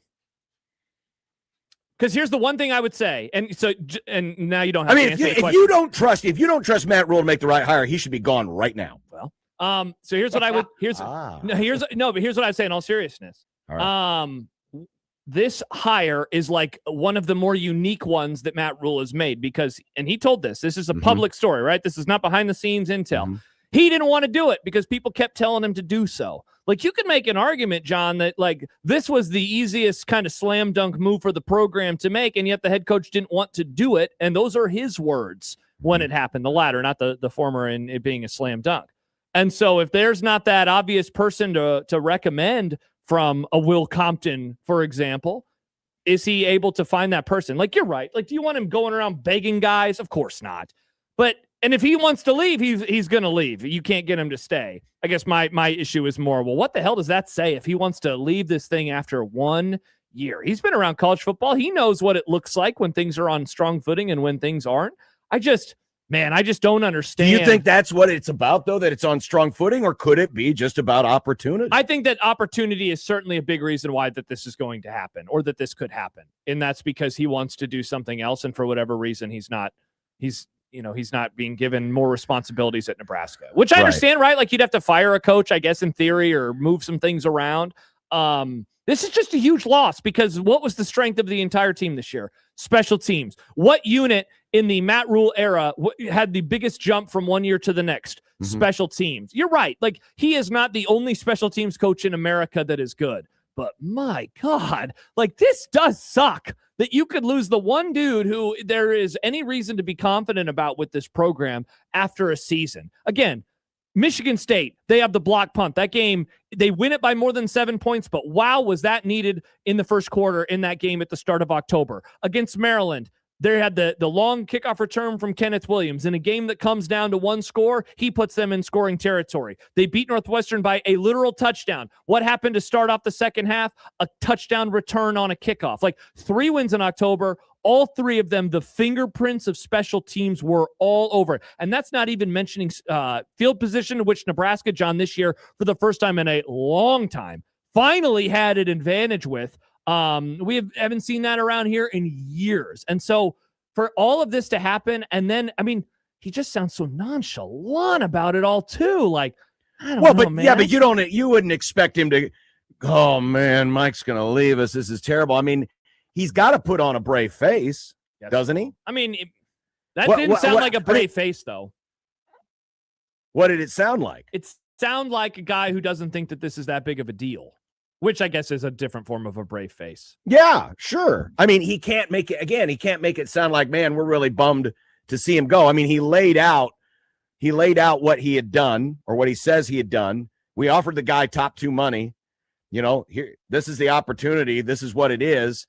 And if he chooses to leave, he chooses to leave. There's not a whole, I mean, do you want, here would be the question. Is it worth it to keep Mike Eckler if you gave him more power or everything that he wanted? Or does Matt Rhule need to, keep his hierarchy and go from there? And I realize a little bit I'm talking against myself, because one of the things I believe that Matt Rhule does need to do a better job of is bring people within the organization that might challenge him a little bit, so that doesn't seem quite as top heavy. I'm not saying a head coach shouldn't run his program and have his fingerprints all over it, but I do think there is an element of needing new ideas, new energy, things like that. And Eckler certainly fits that in the sense that he doesn't come from the Matt Rhule universe. Right? He comes from outside, comes from a different galaxy, which I like. And those are good things. And so from that standpoint, it's certainly a loss. And I'm not saying this wouldn't be a loss, because it would be. He's a really good special teams coach, and he's proven his worth. But right now, Matt Rhule is going to set his organization the way he feels he needs to. And if anything, this year is going to tell us a lot. Definitely. This year is going to tell us a lot. And we can stick a pin in this, because I want to expand on that a little bit more later in the Grum. But it's interesting how this is all coming down. It feels like it's a foregone conclusion, and I'll be very curious if and when it does happen, what exactly Eckler's new role will be. And that'll tell us a little bit more about, the dynamic of what motivated him to leave, if indeed he does leave. Mm-hmm. But judging by that audio, it sounds like he's gone. It feels like this is as close to done without being done. Yeah, for sure. It absolutely sounded like that, listening to that clip. John Texas, the special teams coach, has 2 assistants. There's assistants for assistants on this coaching staff. One of them there's so many damn people on this coaching staff now. I can't keep them all straight. Yeah, one of them is Brett Maher. Like, he is the literal, like, he's a kicker. He's coach, the kicking. Yeah, so like kicking I understand. Instructor, I understand. I totally understand having somebody like that. But yeah, there are coaches on coaches. Yeah, the teacher to student ratio is like, 1 to 2. 1 student every 2 teachers. Yeah, or at least it feels like. Which I don't think is a bad thing, by the way. I think it could get a little top heavy. Yeah, but you hate the idea of overcoaching. You hate lots of coaches. I don't hate coaches. No, you hate the number. You hate when teams have a lot of coaches. It's like when a movie has. I don't more think. than 4 I mean, writers. you don't, Yeah, exactly. It's kind of like, if a movie Tell that has to more Nick than Saban. 4 screenwriters, it's a little bit too much. All right. We got more coming up, including the worst new game show of 2026. The price is probably not right. We're going to try to guesstimate how much Nebraska has spent in the portal for new players. But coming up next, talk a little hoops next on 1620 The Zone.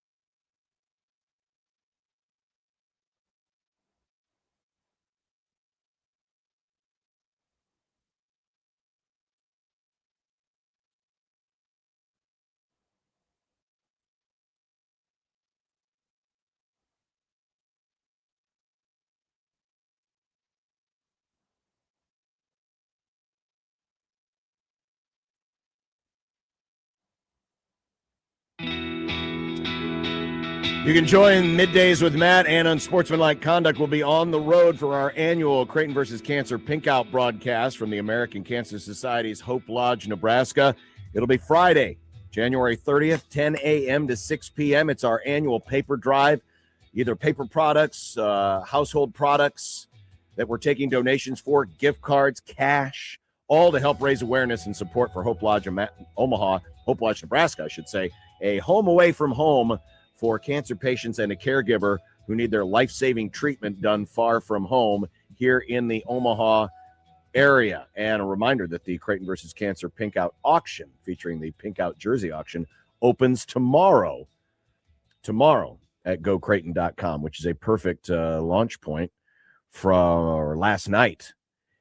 The Blue Jays surviving a wild game. Oh my gosh! CHI Health Center. I still don't know what the call on the floor is. I didn't know what the call on the floor was, but fortunately, Langston Love's shot was deemed to have gone off after the buzzer, allowing the Jays to go to overtime where they won it 86-83. But to me, the story was how Creighton was able to survive the math of it all. So they're down 7 after a layup by Malik Mack with under 2 minutes to go, 1:56 to go. He got a layup to make it 76-69. Nice. At that point, Creighton had already committed 10 fouls, so Georgetown's in the double bonus, which means every foul comes with 2 foul shots. No chance for a 1-and-1. It's a Blue Jay team that is not a team that forces turnovers. They're one of the lowest forced turnover rate teams in the country. And they've been that historically. This isn't anything new. The way they play defense, they don't necessarily go for a lot of steals. You're down 3 possessions. You're also not doing a very good job of stopping Georgetown in the first place. At one point, and if I've seen it, I don't remember it, or it just wasn't that memorable. Georgetown at one point in the second half scored on 16 consecutive possessions. I've never seen something like that in a basketball game. That's insane. 16 consecutive possessions. It either ended in a bucket or it was an offensive rebound that turned into a bucket or a foul that turned into made free throws. But they scored on 16 straight possessions. And so you had all of those things going against you, and you had less than 2 minutes left, down by 3 possessions. So do the math. Assuming that Creighton's going to play out the possession because they don't want to put them at the foul line and they can't get a steal, that means Georgetown should theoretically be able to burn 90 seconds on their next 3 possessions, or close to 90 seconds. You're already under 2 minutes. Nice. And so something was going to have to give, right? Either Creighton was going to have to, commit to fouling and taking the chance that Georgetown would miss 2 free throws. They would have to get stops and get quick buckets, or they would have to get a turnover or turnovers.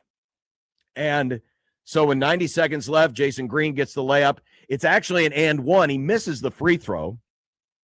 So it's a 5-point game. I thought the biggest play of the game was the next possession for Georgetown. So Green gets the layup, misses the free throw. It's a 5-point lead.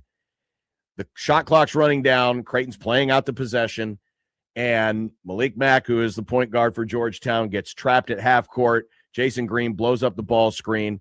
Ball gets deflected away. Outlet down the floor. Josh Dix slam dunk. So there's your turnover. And now you've gone to a 1-possession game. And that was the moment where you thought, okay, there's a chance here. And sure enough, Creighton got another stop. Austin Swartz, who played out of his mind last night. Incredible performance. Career 33-point game.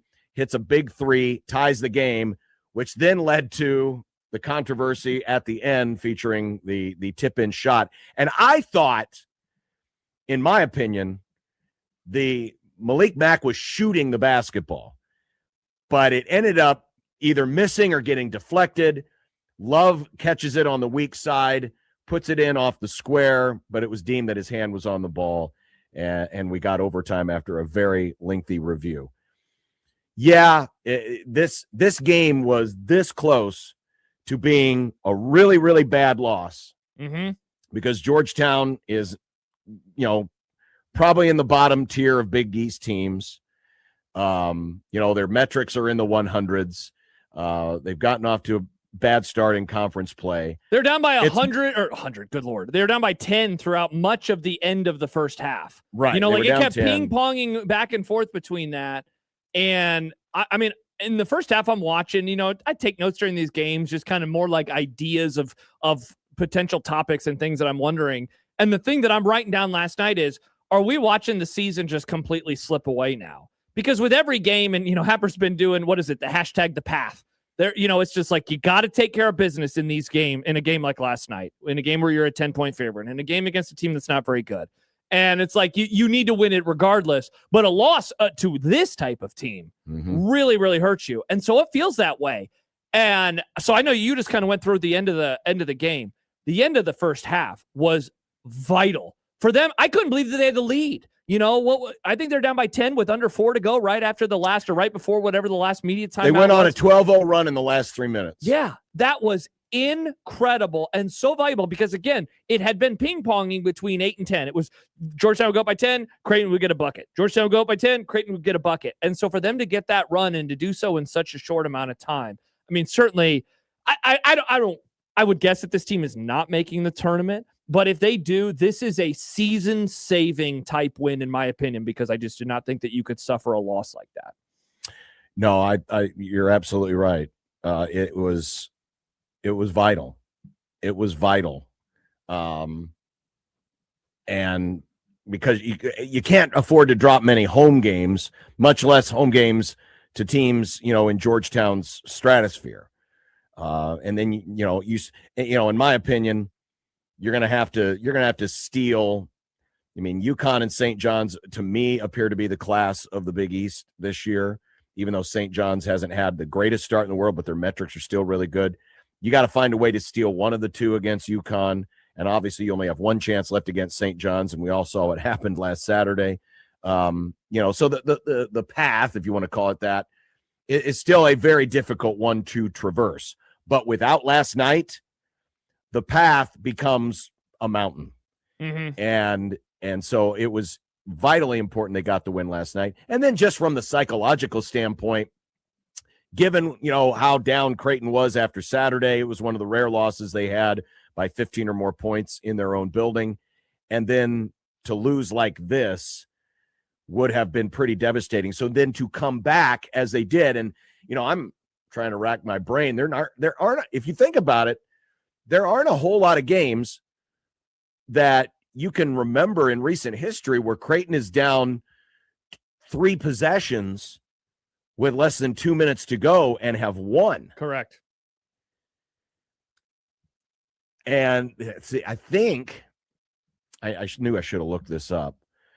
There was the game against, appropriately enough, Ed Cooley, and when he was at Providence back in the 1920 season, where Marcus Zagorowski was sick.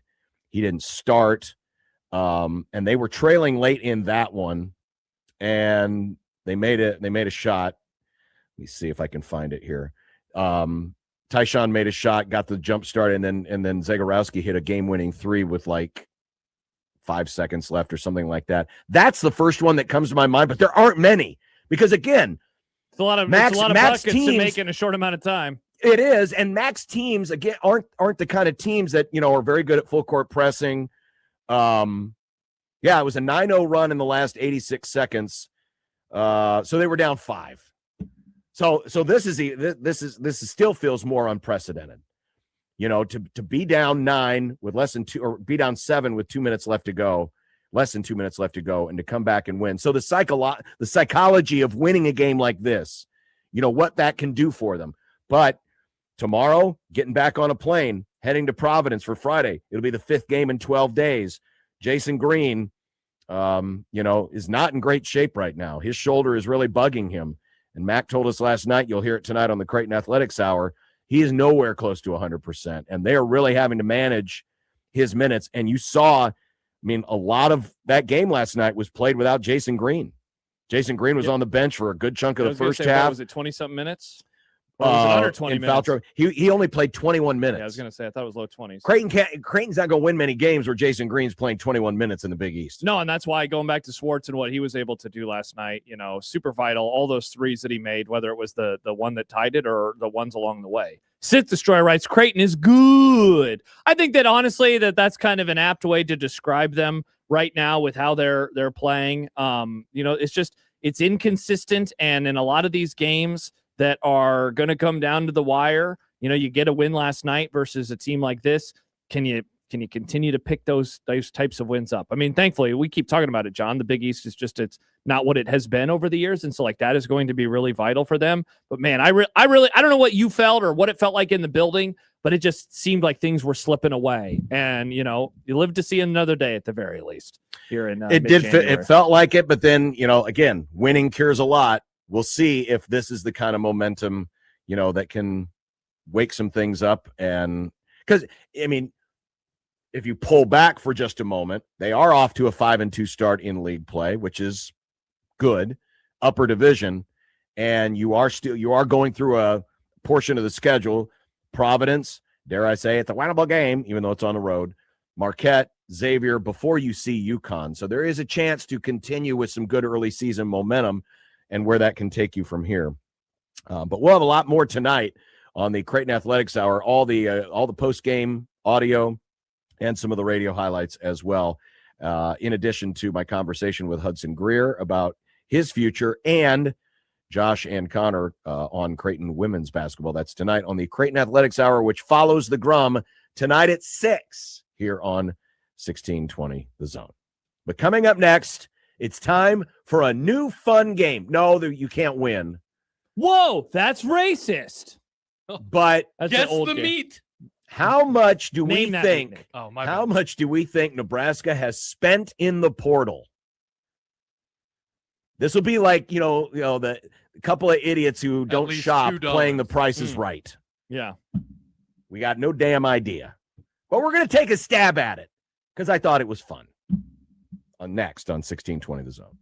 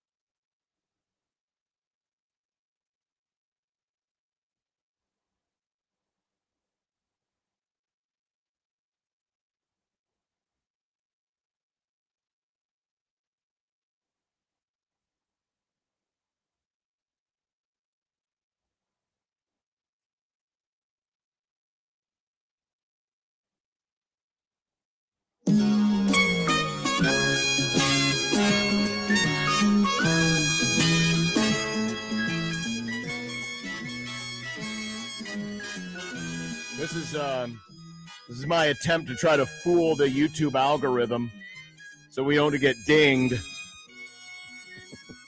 Well, don't tell them, John. Now they know. Oh, damn it. Am I not supposed to say that?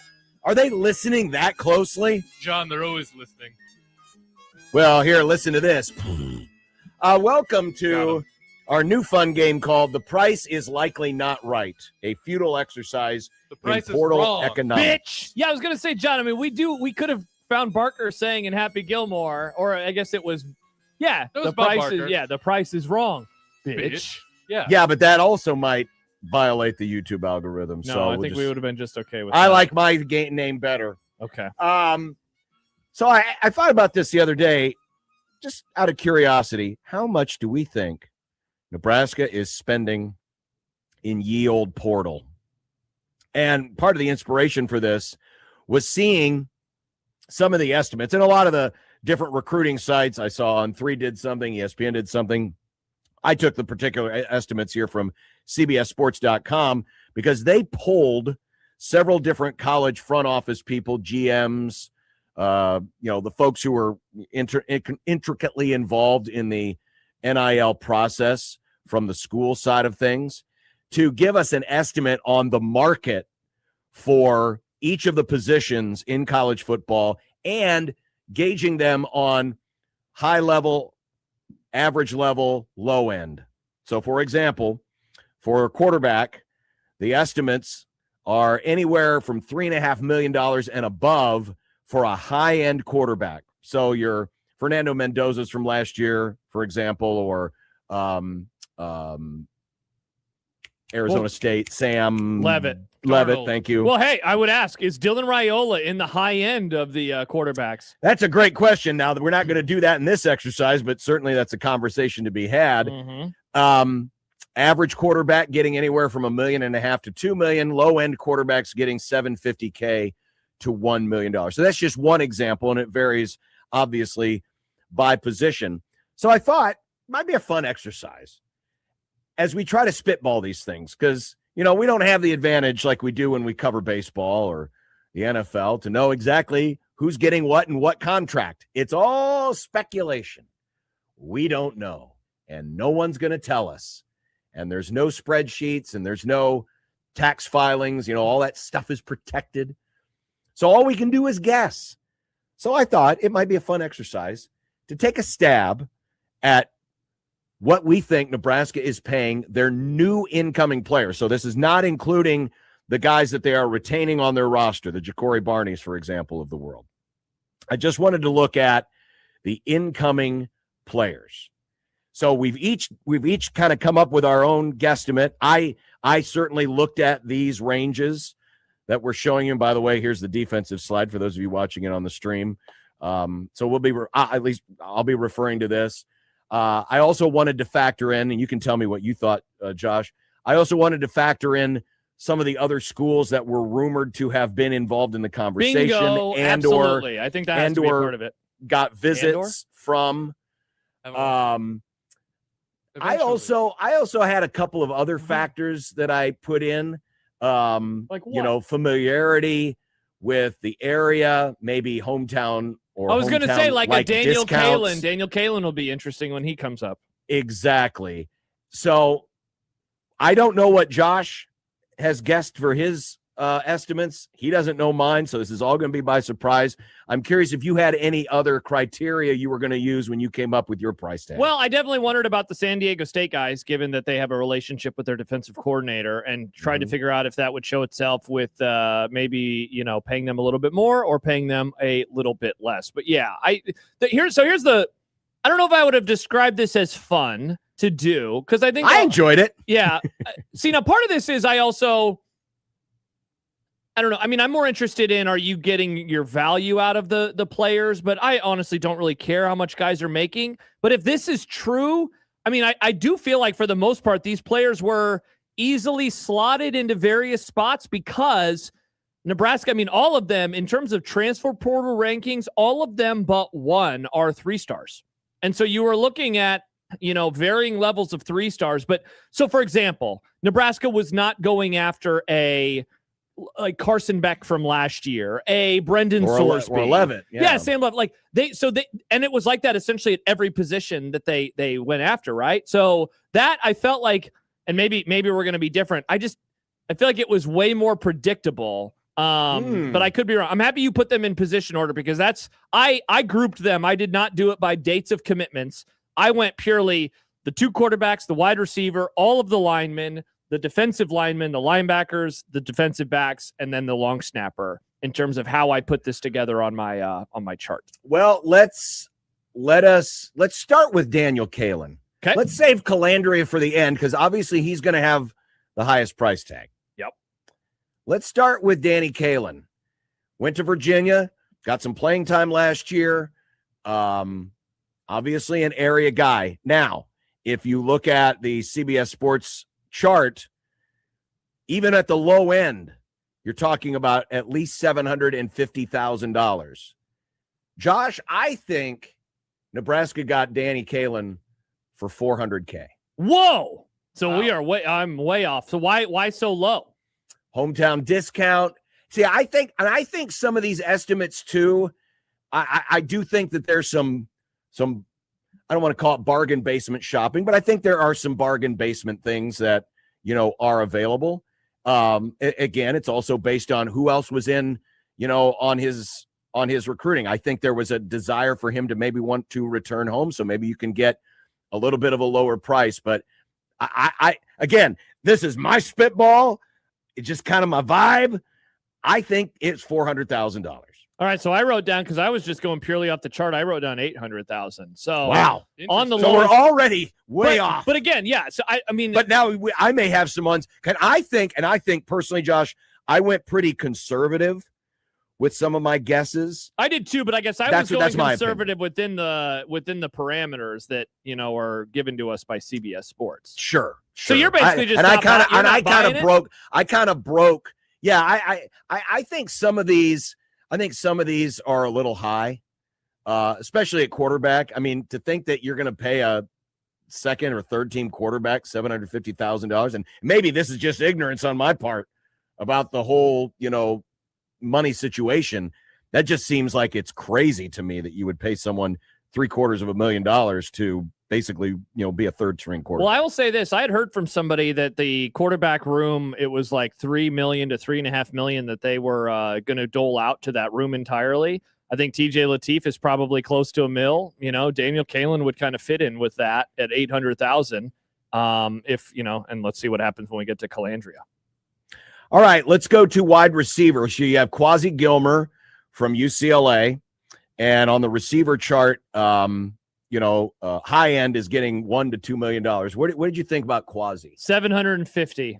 I think. We're close. Yeah, I went 700. Yeah, I think if you're talking about an above average player, solid numbers, nothing spectacular, but certainly solid numbers that I think that you could build off of, and it's a position of need. And now, in theory, with a couple days to go, what's going to happen with Barney? What's going to happen with Hunter? You bring those two back. You add this guy in. You got some of the other young players on the roster. By August, everybody's going to be talking themselves into a breakthrough season by the wide receivers, except for me.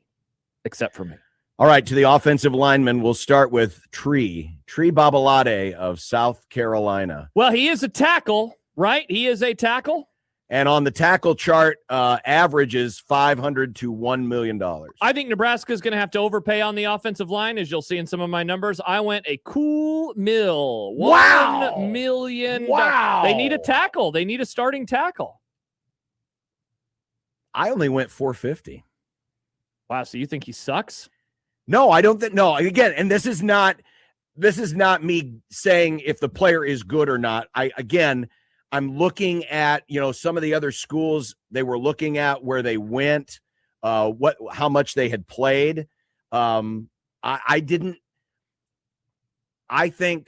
there was some ability here because I believe the other schools that were rumored, I think Arkansas was one of them. Well, they can pay a lot of money. They could, but everyone's kind of working in a budget. And you'll see with my offensive line guesses, I'm kind of in the same ballpark with everybody. And again, I could be totally off, but I went 450 on this one. Yeah, I went $1 million because tackles are always expensive.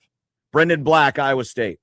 Now, he is the lone 4-star, according to the 24/7 sports rankings for their. Okay, so I was using On3, for example. Yeah, and so that is the transfer portal ranking, not the high school rating, because some of these guys were 4-stars out of high school. So because of that, and he's an interior offensive lineman, I bumped it up into the high end, and I split the baby between 600,000 and 800,000, and I went 700. And maybe one of the other things, too, and I didn't mention this, that might also influence my decision on some of these profile pages, and I was using On3 Rivals. They do, for some players. Oh, yeah, they have how much they could They cost, have an right? NIL value. The NIL value, according to Rivals, is $355. So I went that would help explain then why I we were went so different. $475 with Brendan Black because he has a little more playing experience. Well, I wish you would have sent that to me instead of this graphic. I was just going off of this thing. No. Well, again, I was also using I was using a variety of different things. And again, I could be way off. You could be way off. We could both be a little right and a little wrong. Who knows? But I went $475. Paul Mubenga at LSU. This is the one I think Nebraska paid more for because he does have more experience. There were some higher end schools that were in on him, so I went $550 on him. Yeah, so I actually went the same number as Black because I think that they probably had to pay maybe a little bit more than they would have liked to otherwise with his experience so far. But I went $700,000, and that was a play on competing against who they had to compete against, and also the school that he's coming from. All right, those are the offensive guys. We'll go to the defense. Jashir Whittington at Pitt, and I'll switch the page here. So for defensive lineman, and he's a tackle, high end is between $800K and $1.5 million. Average is $500 to $700,000. I'm stuck in the middle of the low end here when it comes to Whittington. I went $350. Wow, we are just way off. This is a defensive lineman. I went $800,000. Wow, you think he's a high-end tackle? But again, I am going totally off of this, but they need bodies. They need a player. Everyone needs bodies. I think Nebraska's having to overspend a little bit is what is my play on a lot of this. Okay. This exercise sucks. This was the dumbest thing that we've ever done. No, it's not. Why is it dumb? Just because we disagree? Just because we disagree? Because what are we doing? You're going off of Rivals. I'm going off of this graphic that you sent me and feel like a big idiot. All of this is a guessing Boo. game. Why is this bad? Just because we disagree? No, it's just I just feel like I'm just throwing darts right now. The only so numbers was I. feel good about is the quarterback. So was I. We're all throwing darts. Everyone's throwing darts. It's the freaking portal. The whole thing is a giant dartboard. Anthony Jones, the guy who's been to 8 different schools. For edge players, averages in the $6 to $1 million range. I went right there. I went to $600,000 for Anthony Jones. Yeah, am I overshooting all these numbers? Because I thought average as well, but I went on the higher end and I wrote down 900,000. But perhaps I can't it's a little wait bit. to hear your total. This is going to be. I didn't even add them up. I should. Oh, you didn't? Oh, no. I added mine up. Yeah, I'll do that. I'll do that. All right. Linebackers, got 3 of them. Owen Chambliss at San Diego State. Now, here's one of the guys who are familiar with Rob Orich, which is why I went higher than maybe I would have for a similar player. But, getting to come over to be with his coach, I went $400 for who are we on? Chambliss? I went 600. I think with both of the San Diego State guys, they gave him a little bump because they know their defensive coordinator and that you'd want to pay a little bit more to bring him in so they could help with the defense. So your mindset in all of this is you think Nebraska generally, I'm talking generally here, has to overpay. Yes, okay. I think so. Okay. I think so. Well, that's good. I mean, it's good to know that we all come at it from different angles. Dexter Foster, Oregon State, same thing. I went 400. I went 450. Hey, look at that. All right. We're close to each We're other. close. About We're damn close. time. Will Hawthorne at Iowa State, I went 250. I went 450 for Hawthorne as well. I went lower because he hasn't played as much, and he's got a lot of eligibility left, and so I figured, yeah, that's fair. Doesn't have a lot to go. Last 2, right? No, last 3. Secondary. Victor Evans from Florida International, and for cornerbacks, averages between 4 and 7. I think, coming from a group of 5, Evans 250. I went on the lower end of the average, and I went with the $400,000 number there. And then with are we doing the safeties now, right? Like that's how honestly all of these guys were interesting to me in that Well, you got an FIU guy, then you got a Towson player, and then a San Diego State guy. And so with Shiggs, he's a safety, and I went into the low end. I went with $300,000. I went with 150. Again, because, coming from a smaller school. And then did we say McDougal? No, he's the last one we got to get to. McDougal, I went 400. See, and I did 550, and again, that was partly to bring in a guy who, in theory, knows the system and can work together. I also included the long snapper. I Jack did too. Wills. Yeah, what did you do for this? 75. I did 840. Look at that. 75. Oh, so you lowballed me. About damn time. I'm overpaying for a long snapper. Josh is paying higher for everybody, but I'm paying higher for a long snapper. All right.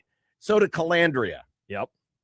And we did a poll question, by the way, and you can answer right now on the J-Tech Construction Zone Twitter page. How much do you think Nebraska spent to get Anthony Calandria? Your options: at least $2 million, between 1.5 and 2, between 1 and 1.5, or less than $1 million. 38.6% of you believe 1.5 to 2 million. 36% of you say at least 1 to 1.5. 19% say that Nebraska spent at least $2 million. And 6% say less than $1 million.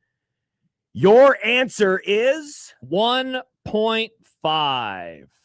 We're pretty close. What did you do? 1.3. Yeah, I think that is the range in which they were that they had to go into. And part of this is the Kenny Minchie stuff. I think Minchie was actually on the lower end. I think that he was going to be around $1 million.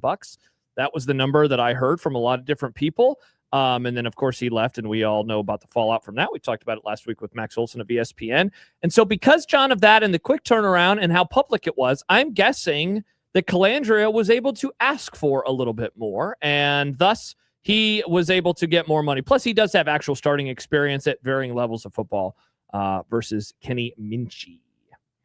Did you get a chance to add up your totals? I did. I got a cool $9.94 million for the portal. And I went, and my total came to $6.75 million. You know what? Actually, now that we did this, I think I'm right. I don't think you're right. I think they spent more than only $6 million. That would be quite the small. Now they still have more to do. Well, again, right? but this is only talking about the new guys, and they still probably have more to add. And this is not factoring in the existing roster, which they're also paying. Mm-hmm. So, it depends on what you think. Again, I have a feeling, like with everything else, the truth lies somewhere in the middle. That's probably where it is. I'm sure that, the people that actually know on the inside are probably having a hearty laugh at both of us on a variety of different things. I again, would love to know the truth, but we won't get that. So all we can do is spitball it.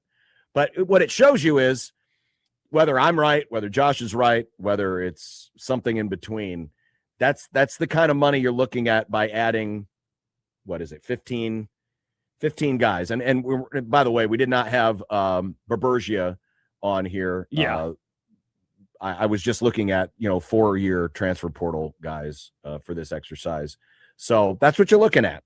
Something in that range for this kind of a roster, at least what we think. But again, we could be wrong. I'll take a screenshot of my list and post it up on the J-Tech Construction Zone Twitter page. I'll send you my stuff. I'll DM it to you so you can have that as well. And we'll link it up there. Again, it's goofy exercise. I feel like the guy who just overbid or underbid, on the Showcase Showdown and was off by $200,000, and then the other person overbid, and I still got both showcases. Yeah, I mean, the question is, how much is the roster overall, right? Like, how much money is that? What are we talking about here? $30 million, $25 million, $35 million? How good of a roster can they get for them on the field? And just exactly how much money do they have? Many are wondering. Many are wondering. By the way, when we return, I want to talk about the Dylan Raiola to Oregon stuff, because first of all, people keep tweeting that like, oh man, he's already entered the transfer portal. That ain't true. I don't know where people are hearing that. It seems like this pretend thing that is made up. But I have a case to make, John, for why this is actually a good thing for Dylan Raiola, what is happening with Dante Moore. But I'm just a little, I guess, perplexed on some of the immediate reaction that I have seen from some Husker fans about this. All right, we'll do that, and we've got more coming up, including dumb debates still ahead on 1620 The Zone. But first, Josh and John for Underdog Fantasy. You know, we were just throwing around a lot of dollar figures, and right now, if you go to Underdog, you could win up to 5,000 times your cash if you get your picks right.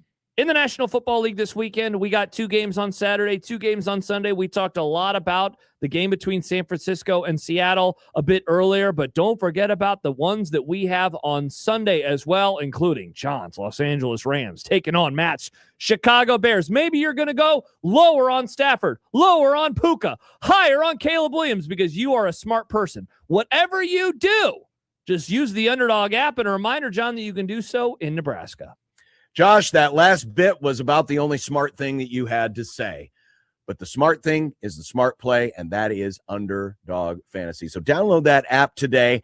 Pick any player that you want from this playoff weekend. Go higher or lower. So many different players, so many different statistics that you can work with, and it makes watching the playoffs a little bit more enjoyable, even if your team is not playing. So download the Underdog app today. Use our promo code 1620thezone to score $75 in bonus entries when you play your first $5. That's promo code 1620thezone. With Underdog, make picks, win money. Must be 19 plus and present in Nebraska. Terms apply. See assets.underdogfantasy.com for details. Concerned with your play, call 1-800-GAMBLER or visit ncpgambling.org.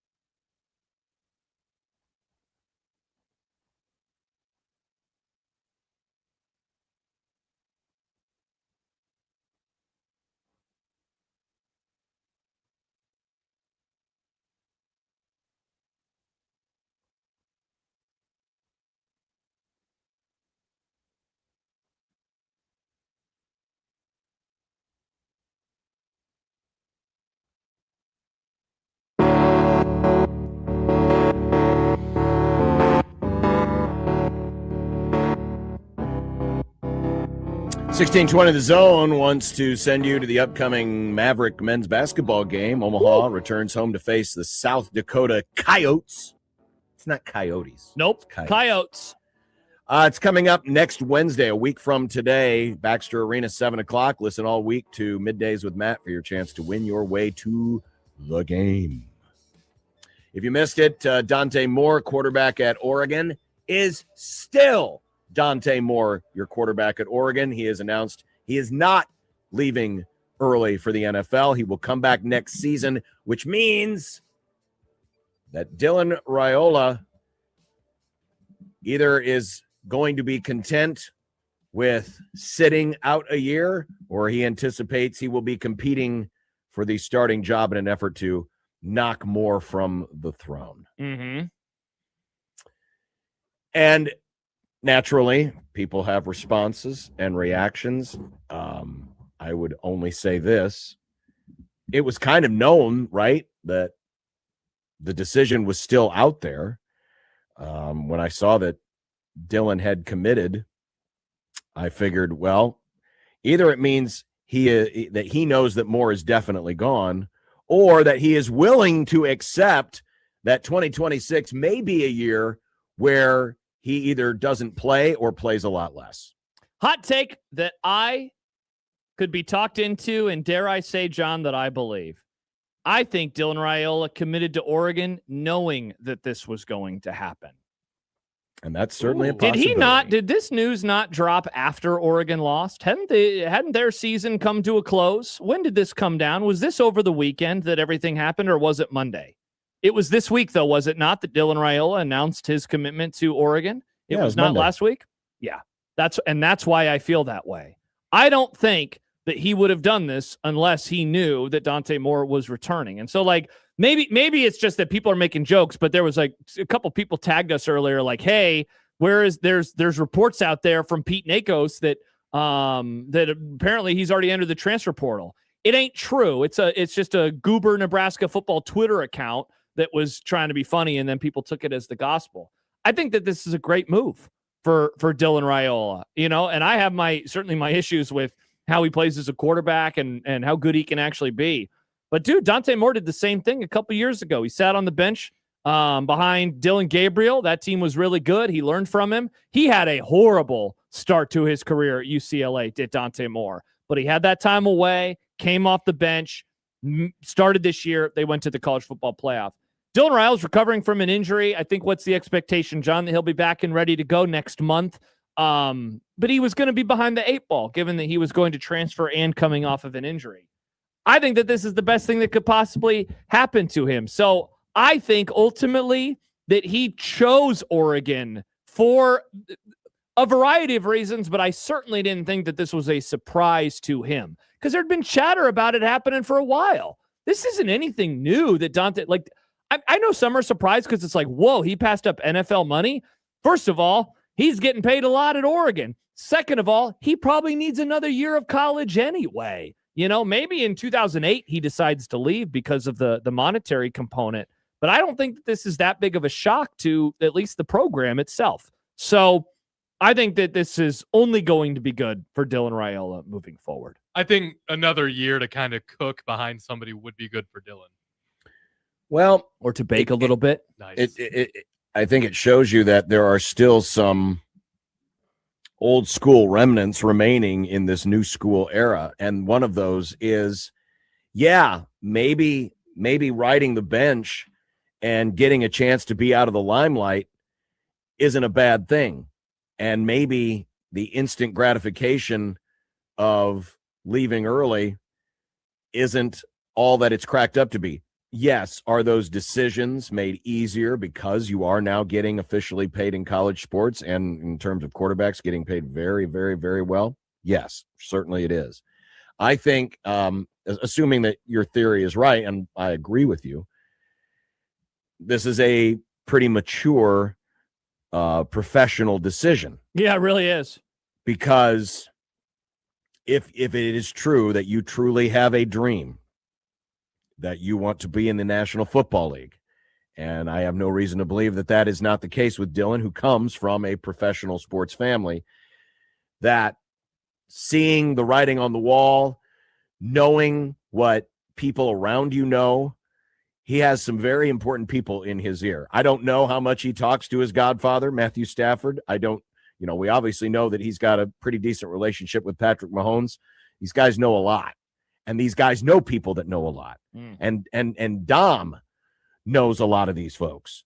And I'm guessing that this decision was made solely in the interest of, we've got to do what's best to get you ready so that you can have a pro career like I did. I'm speaking as if I were Dominic. I think the decision to come to Nebraska, yes, there was probably a little bit of hoping, that the romanticism of coming back to the school, to fulfill the legacy, to fulfill the destiny, and the dream of being able to do that while developing and becoming a guy that could leave after 3 years and go to the NFL. I'm sure that was all right there. And certainly, the desire to be the big fish in the little pond, all to satisfy the ego. I think all of that, factored into why he decided to come to Nebraska versus sticking to his commitment with Georgia. But then you got a chance to experience it, and you saw what life was like in the fishbowl, and you realize, you're in an organization that, isn't quite ready to take the step that Oregon already has taken. Oregon's already there. Oregon's already on the cusp of, being a national title contender. They've been in the playoff. It is a proven program. And when you look at the guy that you are following, or at least will be behind to start with on the depth chart, Dante Moore, it's kind of a similar circumstance where he wasn't much to write home about at UCLA, but got a chance to sit, got a chance to be under the learning tree, got a chance to get out of the limelight. And it has, at least this year, it panned out pretty well. And he's going to give it another go. So I think as much as the decision to come to Nebraska was probably ego-based and emotion-based, I think this decision by the Raiolas is more professional-based and looking forward, future-building based to a permanent career. And that's not a value judgment on, one decision versus the other. It's to me what I think is the reality of the situation. So I agree with you. I think this is a potentially really good move for him, because I think there's a lot to build off here. He has the talent. He absolutely has the talent. He was better this year.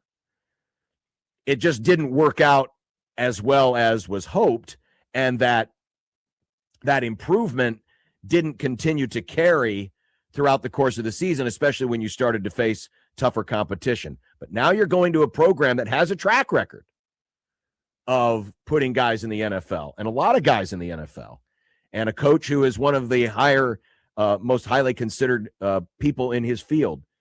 And I think there's a trust level of, okay, let's see what you can do with me in the lab and get me ready, truly ready to go to the next level. Couple comments real fast. Tregory says, why is everyone skipping the most obvious answer? He was not getting developed here, and that was not going to happen here. For the record, this conversation was not a why did he leave Nebraska? That much is obvious, and that is already, conversations that you and I have had, John. He wasn't getting developed properly here, partly on him and partly on the program itself. But this was more, some people were so weird, I was surprised that he went to Oregon I thought the Adidas stuff was way more valuable or way more important. I was obviously wrong there. I think that this is a good move for him as a quarterback, though, in developing. And along those lines, Ross emails in Equitable Bank inbox. All comes full circle. He would have come to Ohio State and sat and developed for a year, which they told him to do. His dad didn't listen back then. And along those lines, John, there's an alternate reality where he maybe comes and sits behind Kyle McCord for a season. And that also could have been positive for him. Instead, he didn't. And, him and his family operated the way in which they did. And you certainly wonder if they have regrets. They didn't do him right in terms of all of the things that they could have done in developing him, perhaps. They really did work their asses off, though, in trying to, dare I say, coddle him and they really bent over backwards. We've talked about it before, how they talked about him All of everybody needs to catch up to him. They put a lot of stuff on his plate. Like they did all of these things. They tried to cater to him, and it didn't work. It obviously didn't work. 402-951-1620. Doc is on the line, wants to comment. Hello, Doc. Welcome to the show. Hi, Doc. Hey, guys. Thanks for taking my call. GBR, not a J-skirt. Let's see. Hot take. We've upgraded our QB room. Agree? I mean, maybe. I would honestly, say, I don't know because I don't know what kind of offense they're going to put under them. Well, you're definitely going to see more zone read with a mobile quarterback and, more design quarterback run plays. Yes, it will look different. Absolutely. Yep. My second hot take, and I actually have three, not going to take your whole segment, but Nebraska is no longer just a football and volleyball school. It's official. Bowling. Yes, of course. Bowling. Basketball, baby. This season is going to totally launch us into the foreseeable however many years with recruiting. I mean, let's face it, the season is just in so many ways gonna, and we're selling out PBA. I think there's a handful of tickets for like 2 games left rest of the season. The attendance is there. Hot take is I think our special teams could have been better. Yes, it was the most improved unit especially from the previous year to this year, but it could have been better. You think back to the Iowa game, and I was there. I was also at the Maryland game, but coming out of half at Iowa when Iowa was here, we stopped them and just needed to score, and we're back in the game. What happens? We punt, or they punt. We got a penalty. The fumble, they had to redo. We fumble it again. It's a flipping safety, and they get the ball back, and they score it again. They score again. And the weather was completely and totally horrible. It sucked, and it took the air out of the stadium as well as the team. And it's a game of momentum. I think we had a chance to come back in that game. But I don't know. TJ had the hammy, so I'll listen to your take off there. Thanks. It's a lot of takes. It's a lot of takes. What do you think, John? Is Nebraska basketball about to become a power? I think it's a little early for that, and I don't think They it are really good. matters right now. It's all about what you're doing this year. Mm-hmm. How about pass, shoot? How about enjoy Basketball this is year? fun. Yeah. Enjoy this year. I would say this about Eckler. I definitely think that the special teams took a step back in the final month of the season. I also think that without Mike Eckler, Nebraska loses 2 games more, maybe 3. There was those games in October at the very least. A lot of them were on the margins, and 2 of them came down to 1 score, and the one that didn't was a game where Nebraska trailed going into the 4th quarter, right, against Michigan State, or it was tied. So I think that they very much could have lost those games. By the way, Severe points out, Jeremiah Smith, I had no idea. Doesn't Jeremiah Smith have an Adidas deal? I looked it up. He does have an Adidas deal. Maybe that stuff doesn't matter as much as everybody painted it out to be with young Dylon. Interesting. Interesting indeed. Interesting, Nick. Why can't I get an Adidas? I guess we'll Great find out question. when Dylan walks the streets of Eugene in Adidas gear and gets arrested. Don't do that. Then we'll know. Don't do that in Eugene. It's not allowed. It's a state crime. All right. I said I wanted to stick a pin in a thought as we were talking about Mike Eckler and what Matt Rhule had to say. Okay. And we're going to pull that pin when we come back next, because it has to do with how I am approaching year 4. And then before that, or after that, dumb debates. Awesome. Unsportsmanlike conduct rolls on right after this. It's the Grum on 1620 The Zone.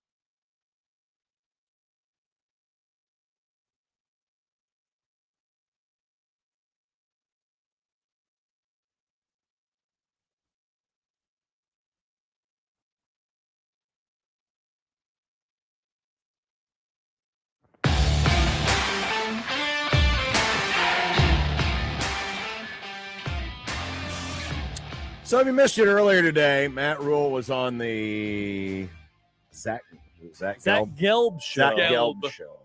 What a last name. What are you saying, Grim? Well, first of all, that doesn't work. My last name kicks ass. Interesting. It's a pretty good nickname.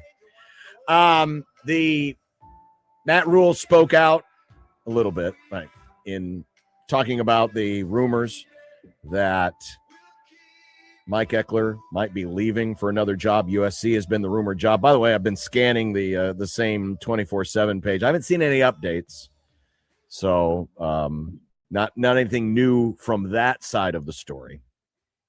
But as we were talking out the situation and discussing how Rhule has addressed this, how he might approach hiring whoever is next. He talked about, hey, he established some good things here. We've got some of his assistants. We think we can build off of what he did if he does leave. And it's because of those reasons and many others, namely the changes he's made at assistant, maybe the new attitude, which I sense that he has taken in the what we'll call the post-Dillon era of Matt Rhule's Nebraska tenure. The last 3 years, I've been on the fence, right? I don't want to make a snap judgment on whether I think this is the guy. I do believe that, Matt Rhule is a good coach, and I think he runs a pretty good organization, and that there is certainly potential that he can be a good coach at Nebraska and do the things that Nebraska wanted him to do when he was hired. Certainly, they have won more games than they did in the previous administration. That wasn't a terribly high bar to clear, but they did clear it. Yeah. But for me, as we have now entered the off season of coming up on year 4, this is the year where I believe the wind will blow one way or another and will knock me off the fence. It's either going to blow me to the right side of the fence or the wrong way of the fence. I think what we are going to see this year from Matt Rhule and this team is going to be able to tell me and will tell me whether I think Matt Rhule has it or if Nebraska has to reconsider. A year 4 bump. Could be. But it could be a bump in the wrong direction. Is that, John, how much of that is just pure time? Pure time. Some of it, yeah, it's time. Like if you were to do a pie chart, like I think time is going to play the biggest part in this, right? Like you don't want to be going into year 8 and be like, well, I got to figure out how I feel about this guy still. Like you got to know by year 8. Year 4, though, that makes sense. I think that you are spot on in your analysis in that regard. Well, think about all the changes that he's made. Yeah. Tweaks. Call it whatever the hell you want, but there's been a lot of changes, and how many more times are you going to be able to change out coordinators without having those coordinators leave for better jobs? It's one thing if you're like Sean McVay and you keep losing assistant coaches to better jobs at other organizations. That's the cost of doing good business. Correct. Nebraska, Mike Eckler would be the first one. And again, I mean, I guess Tony White, but there's still like these weird circumstances that would surround each of those moves that aren't the usual what you are describing right now. Yeah, not the usual suspects. Keep forgetting his name. Staley, the coach of the Vikings. He didn't leave because Sean McVay wasn't going to give him a better opportunity, because the only better opportunity would have been to take Sean McVay's job. No, he left because he'd be the head coach of the Minnesota Vikings, right? That was a move up. Kevin O'Connell?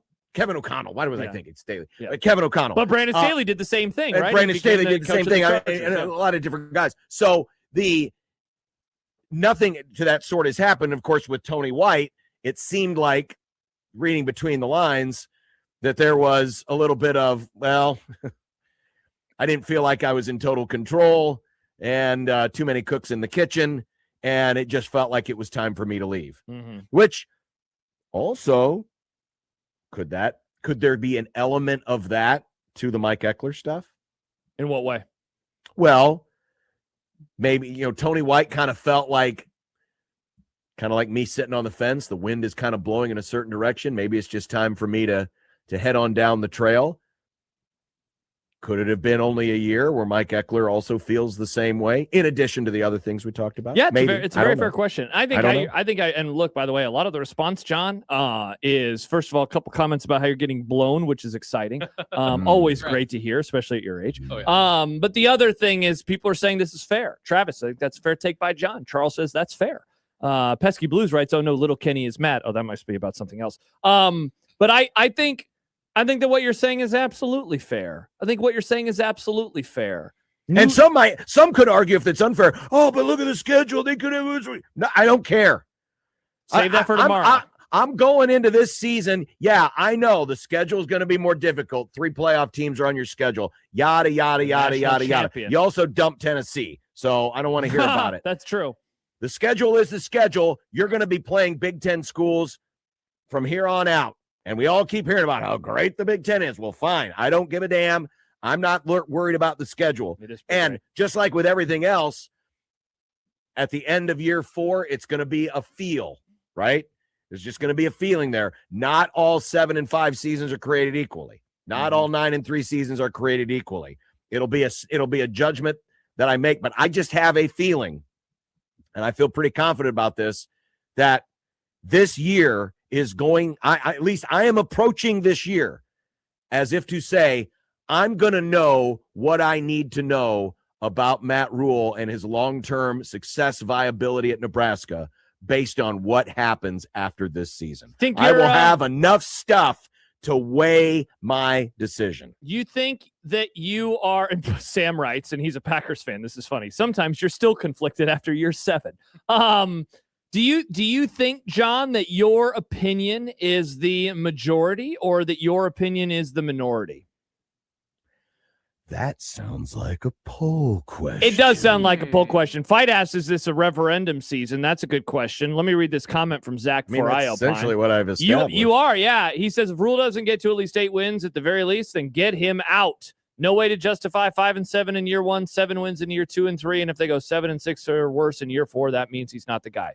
You can feel that way, but boy, do I have some news for you. That will not be the case. He is not going to get fired after year 4. I think what is more likely, to answer the question that I posed to John, is I think that the majority of the fan base will have an opinion on him moving forward after this year, but whatever that opinion is, doesn't matter. He will be back on the sidelines in 2027. Yeah, this is, You are not saying I'm going to want him fired. What you are saying, if I'm understanding it right, is kind of where I am at right now, and you will have decided if you think he is the man for Nebraska to get it done or not. And here's what I would almost, which, by the way, I mean, sure, year 4, let's say year 4 is another meh, and I decide, I just don't think this is the guy for the job. And then year 5 comes along, and all of a sudden we get a Fred Hoiberg situation.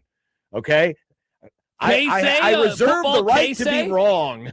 Sure. I reserve the right to be wrong. I'm just saying, as far as how I feel, and how I view things, I think after this year, given how things have transpired to this point and the changes that are being made and the moves that are being made already in this young offseason, with a lot more to come, I'm sure, or a lot more stories to be written. And also, you know what else I'm looking at, Josh? I'm looking at how Matt Rhule treats this year public relations wise. Does he do 2 podcasts a week? And just his messaging. I'll be listening very intently to what he says and how he says it, and all of that's gonna weigh in as we go through this year.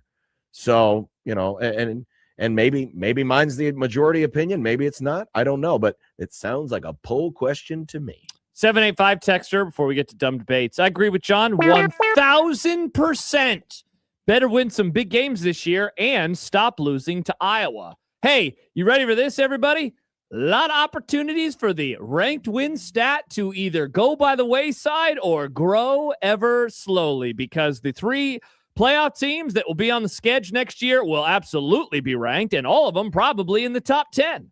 Top 15 at the very least. There's a world where Iowa, of course, is ranked. There's a world where Washington, with DeMond Williams returning to Seattle, is a ranked football team. And I'm trying to remember who else is on the schedule. I haven't totally memorized it. Illinois could be ranked for sure. Illinois could absolutely Bowling be ranked. Green. Ohio? What about Ohio? Watch out for the Bobcats. Northern Iowa. Oh, they're playing Northern Iowa again? Go Panthers! Is it Northern Iowa? I can't remember. Get those goobers off the damn schedule. I'm sick and tired of watching Nebraska play Northern Iowa. They only did it once. I want them to play Southern Iowa. It was a great game. It was not Southern a great Iowa. Game. I know it's not a real place. Isn't a Southern Iowa. Eastern Iowa, aka the Hawkeyes. What if we got to start needling Iowa? What if we start calling them Eastern Iowa? Oh, sorry, I misspoke. North Dakota. Oh God, what if It's not Northern Iowa? It's North Dakota. Oh, so the FCS streak is going to come to a close. They're finally going to lose one of those, John. Is that what you just said? Well, I mean, Northern Iowa is also FCS. Yeah, but they didn't lose to them. There's no Southern Iowa, but there's Graceland, Iowa. That's in the south. Is that a religious college? It sounds kind of religious. Yes, it's affiliated with the Community of Christ. Nailed it. Rules writes 1-3 versus interim coaches this year. Yeah, that's a bad stat. That is such a terrible stat. Yeah, but come on. What? Come on, what? Michigan was better off with the bum that they just fired. Yeah, that guy. Woo, yikes.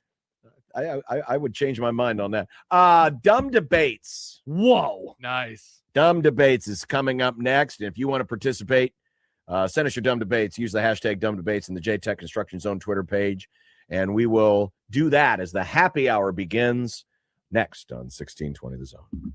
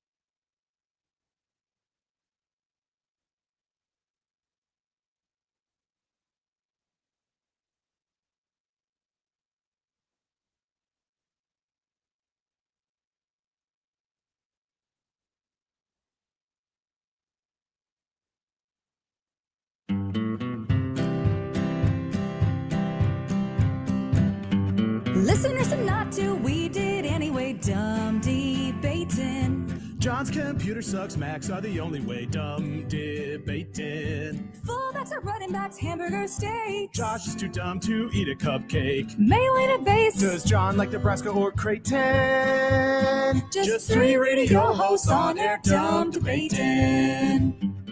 Die for the pylon or give up on the plate, dumb debating. Millennials are great and old should go away, dumb debating. Rarely do we find any common ground. Josh wants his food to be the best around. Even if it gives him fatal flatulation. Just three radio hosts on air, dumb debating.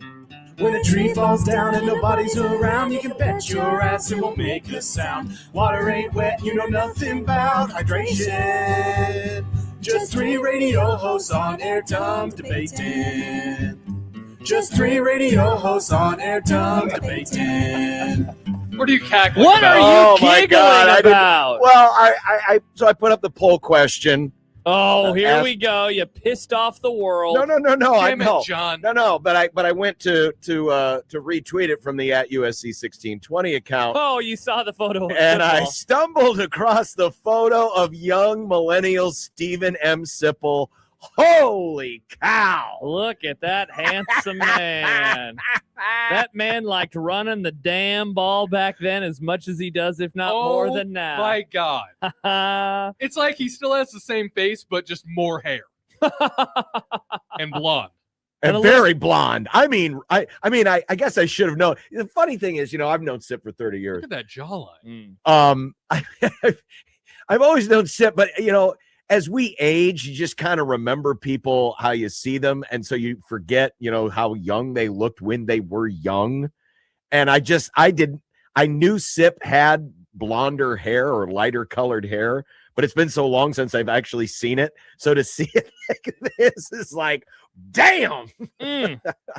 I just tweeted out an option A, B, or C. This is A, the model for the original Ken doll.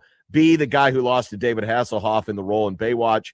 C, young millennial Stephen M. Sipple. Now, is that before young Sipple discovered the joy of the Oriental chicken salad? Great question, Nick. When did Applebee's become a thing? I wasn't around here when Sip and I were at that age. It was not here. I'm sure it was somewhere, but it wasn't in this part of the country. John, here's a great question to kick off Dumb Debates with, and it's not even a Dumb Debates question, but it's a text that we just received from one of our listeners from the 402. From the 402. Now, scrolling through some of the old texts, this person doesn't seem like a happy Oh, this explains it. Go Birds. That explains why this person is miserable. Is this your wife? Now that I'm even happier about this goober Is this your texting. wife, Josh? No, it's not my wife. This person said, just getting caught up on the show, listening to the Eckler segments. My God, is Josh the most miserable person ever? Get a grip. Don't know what I said in there that would come across as miserable. Also, John is way more miserable than I am. Yeah. What are you talking about? Yeah, you are. What are you talking about? My team's in the playoffs. That's not what we're talking about. I'm talking about just your view on life in general. Yeah. Remember, we had my this view on discussion life, the other day. It's very realistic. Something it's good very happens, and you're like, normal. oh, but the bad thing could have happened. Josh No, is that's not nihilistic, true. But you're miserable. Yeah, exactly. No, not miserable This person at all. seems to just hate absolutely everything. So thank you for listening to our show as much as thanks. you do. Really do appreciate it. Really do appreciate it. Let's see. Well, we're in the middle of playoffs. Yeah. Jeff writes, who has the best playoff format, and would you adapt same format to other sports? So first we have to establish who do we think has the best playoff format? NASCAR. No, they just got rid of it, Nick. Man, if you asked me this question 5 years ago, John, it's the NFL with a bullet, and it's not even close. There was no second for me. It was the perfect format, the perfect amount of teams, the perfect amount of games, the perfect amount of everything. Obviously, I still like the NFL playoffs. I still love the NFL playoffs. I don't like that we have as many teams in as we do now, but it's still a great playoff format. Hockey's has gotten really weird. Baseball's expanded too much. The playing games in the NBA are stupid. College football playoff, I love the number. The format of it is a little squirrely at times, though that might actually be my answer. March Madness could be a little bit better by removing the first four, get those out of there, and I think that could be darn near perfect as well. College baseball, maybe college baseball is the answer. Maybe college baseball is the answer. I really do like the NFL playoffs. The problem with the second half of the question, it's hard to apply, a playoff that is built for a league, we'll call it, of 350 some odd teams like March Madness is versus a league like baseball or the NFL, which has 30 or 32 teams. So I don't think you can apply equally everything. I like the fact baseball, you have best ofs. Basketball, you have best ofs. Hockey, you have best ofs. Yeah, you can't do that in football. Can't do that in football. So you really can't. But then again, college baseball, well, it's not, I guess. You know what it is? College baseball, you might be onto something because college baseball has a little bit of everything.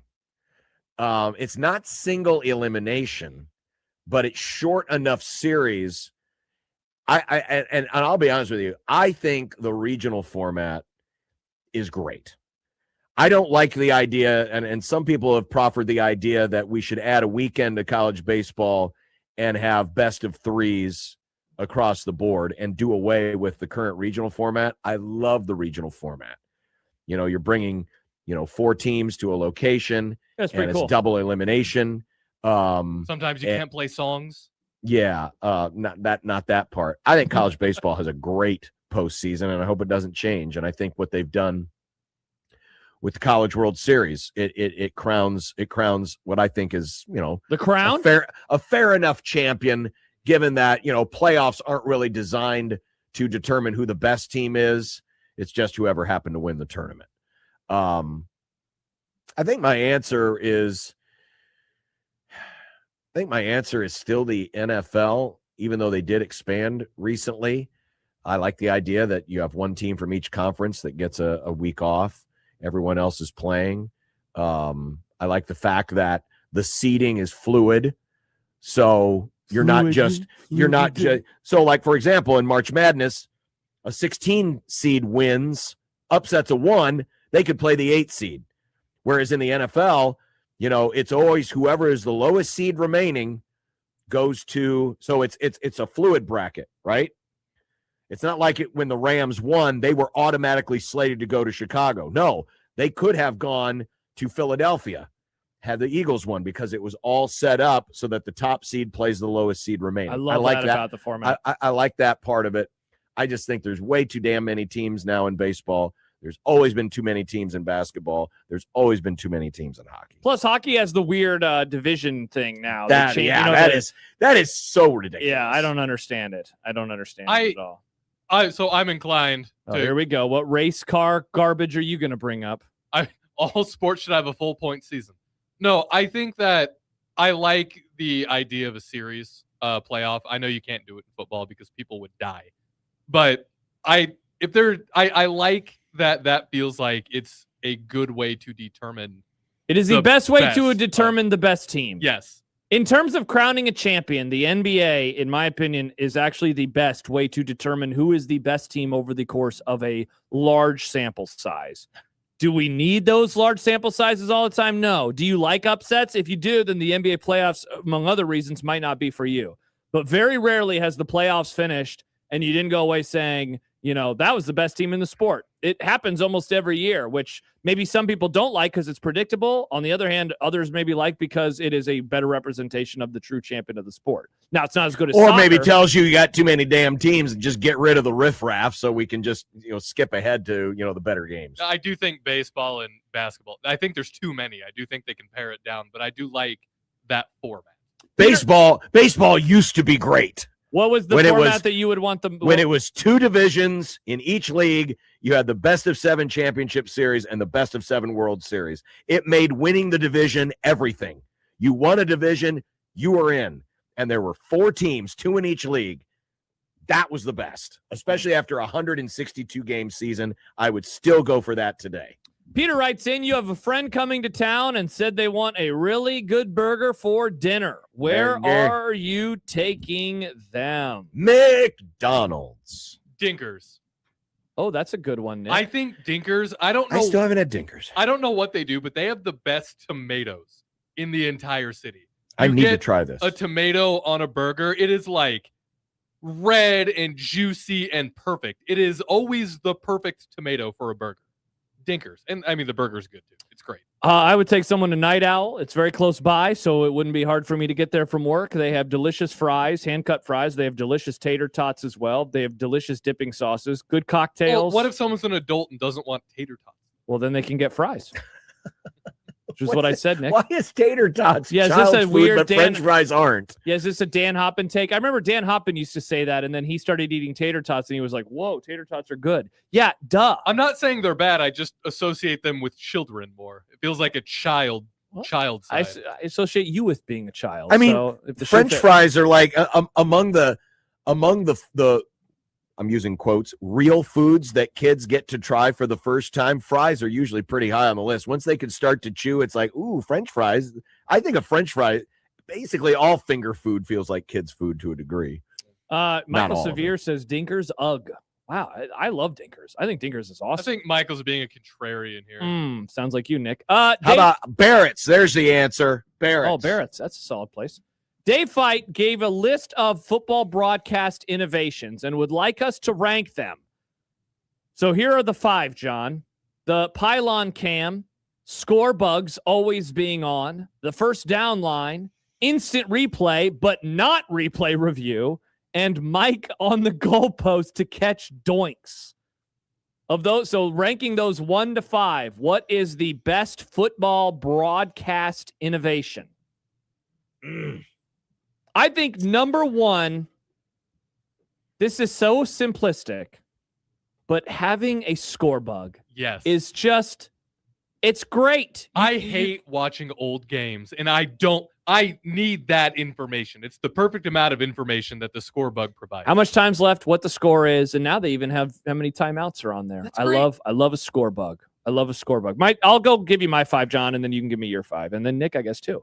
I would go score bugs number 1, first down line number 2, instant replay number 3, pylon cam number 4, goalpost mic number 5. I do feel like I've just put instant replay way too low, but I think the first down line, I remember when that came into existence, that thing rocks. Absolutely was a game changer. I'm going to go replay first because it's the OG. I mean, imagine watching sports now without replay. How many times you go, man, I need to see that again. Mm-hmm. And I get it. We got the ability to now with, DVR capabilities, you can rewind stuff, but with instant replay, especially the way it's done now, you have ISO cams, you have super slow-mo, they bring you different angles. Instant replay has to be number 1. Okay. Because everyone depends on it. Not that score bugs aren't important. I can remember as an 8-year-old going, why don't they always show the clock on the screen? Mm-hmm. It's so weird. Because I always appreciated the fact that in the 2-minute drill, the score, they usually kept the clock on the screen. I always wondered why it wasn't there. So I put score bugs 2. Last for me is the first down line. Wow, you don't like the first down line? It's not that I don't like it, but I don't need it because I can see the chains. I can see the sticks. I can see the marker on the sideline. Until they get rid of them. Make it all What do you mean digital. until they? What I'm saying is, and I'm not saying the first down line bothers me, but in terms of if we're going to rank these, again, you can see where the chains are and the orange marker that they put on the field. There's your first down. So I'll tell you, one I'd get rid of is the stupid kicker line. I don't need to see the damn kicker line. Here's the range, because then it clutters up the screen. Okay, basically, if you get inside anymore in the NFL, if you get to the 40-yard line, your kicker's in range because every kicker can kick, bombs. Except for the so I don't need to see that. It's too much information. Get that crap out of here. Nice. Then I like pylon cam, especially for, again, the reason for the first down. They put the pylon, and I'm talking about the pylon cam that follows the chains down the field. Oh, I figured it was both, either it's or. both. It's either or, but I like that. Mike in the goalpost, that's more funny, haha. because it is funny to hear that, especially when it's not your team that's just kicked one off the post. But we also had the parabolic mic, and if they replaced it just right, you could catch some of that. So that would be 4. So replay, score bug,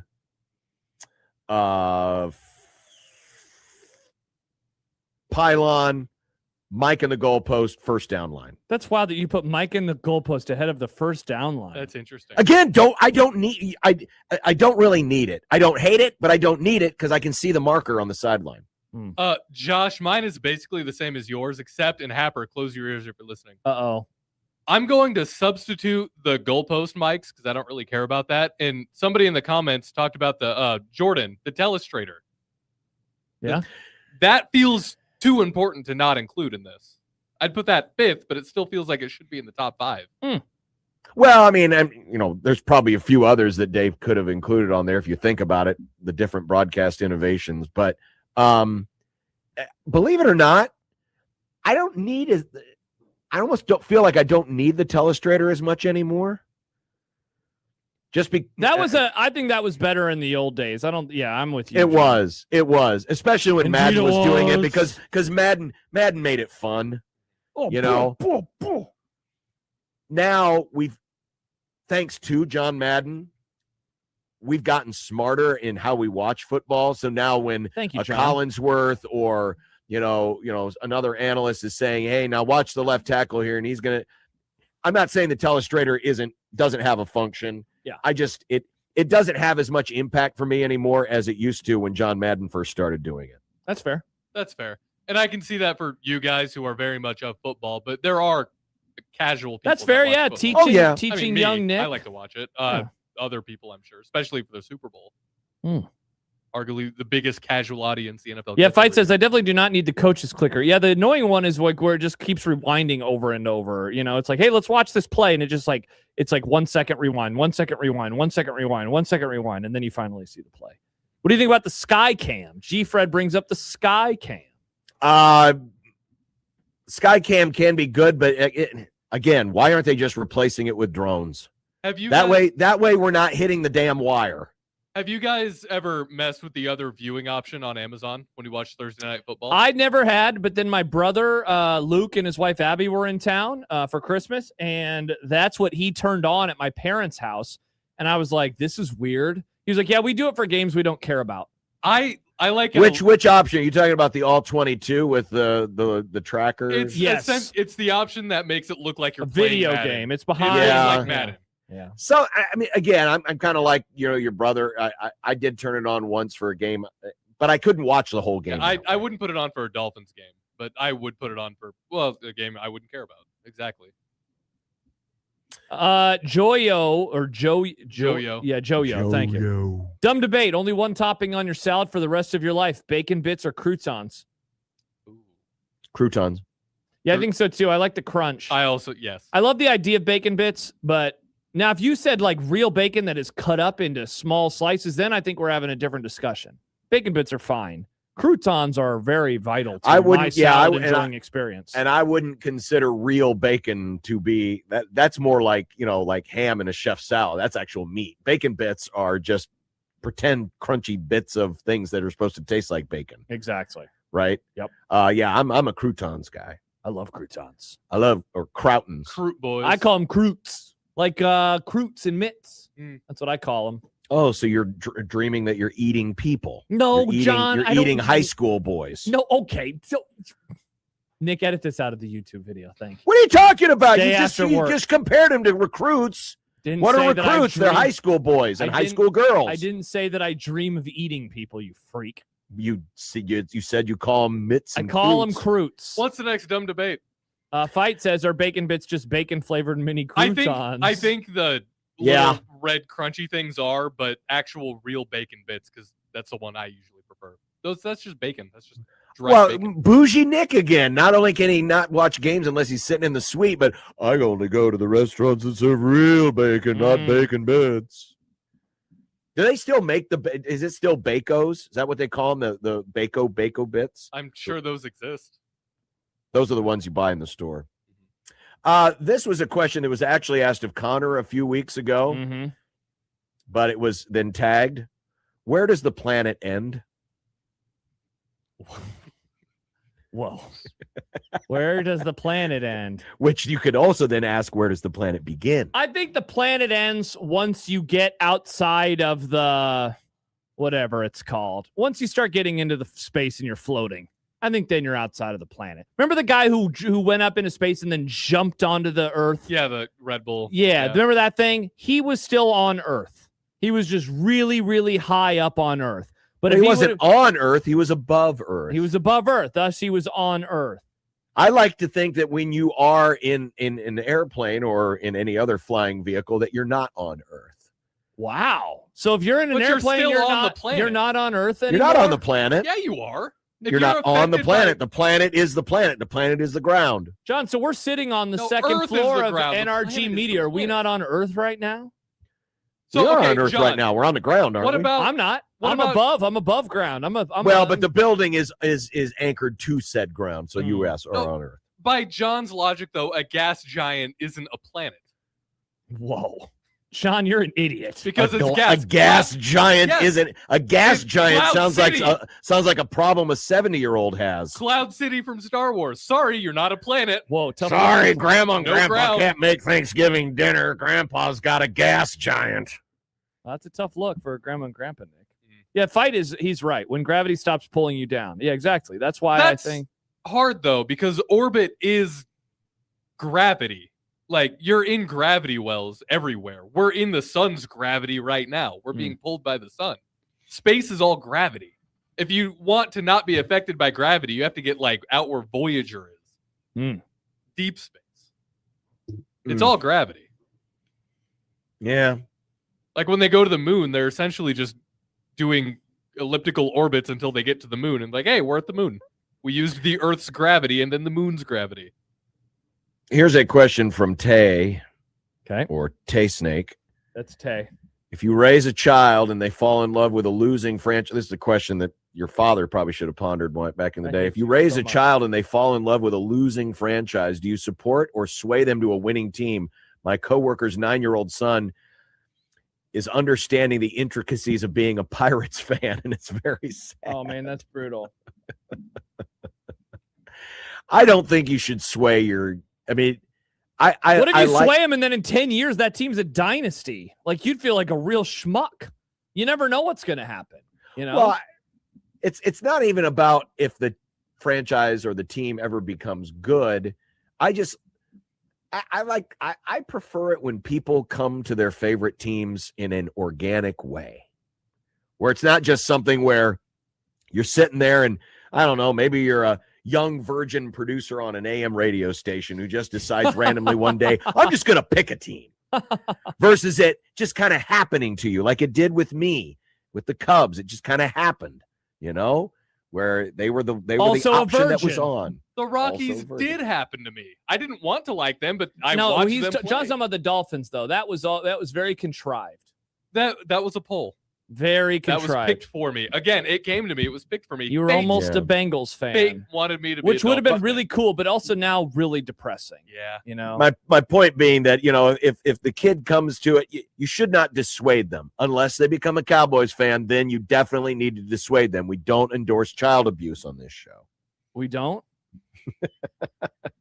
Jordan says John's been trying to sway Josh from the Cowboys for years. I've tried to convince him that's the wrong way to go, but he keeps torturing himself. Can't stop myself now. It's too late now. Plus, he has too much of the gear, and he'd have to burn all of his clothes. Yeah, I feel bad. My parents got me stuff for Christmas. Like, that'd be really mean. Like, sorry, Dad, I don't like this team anymore.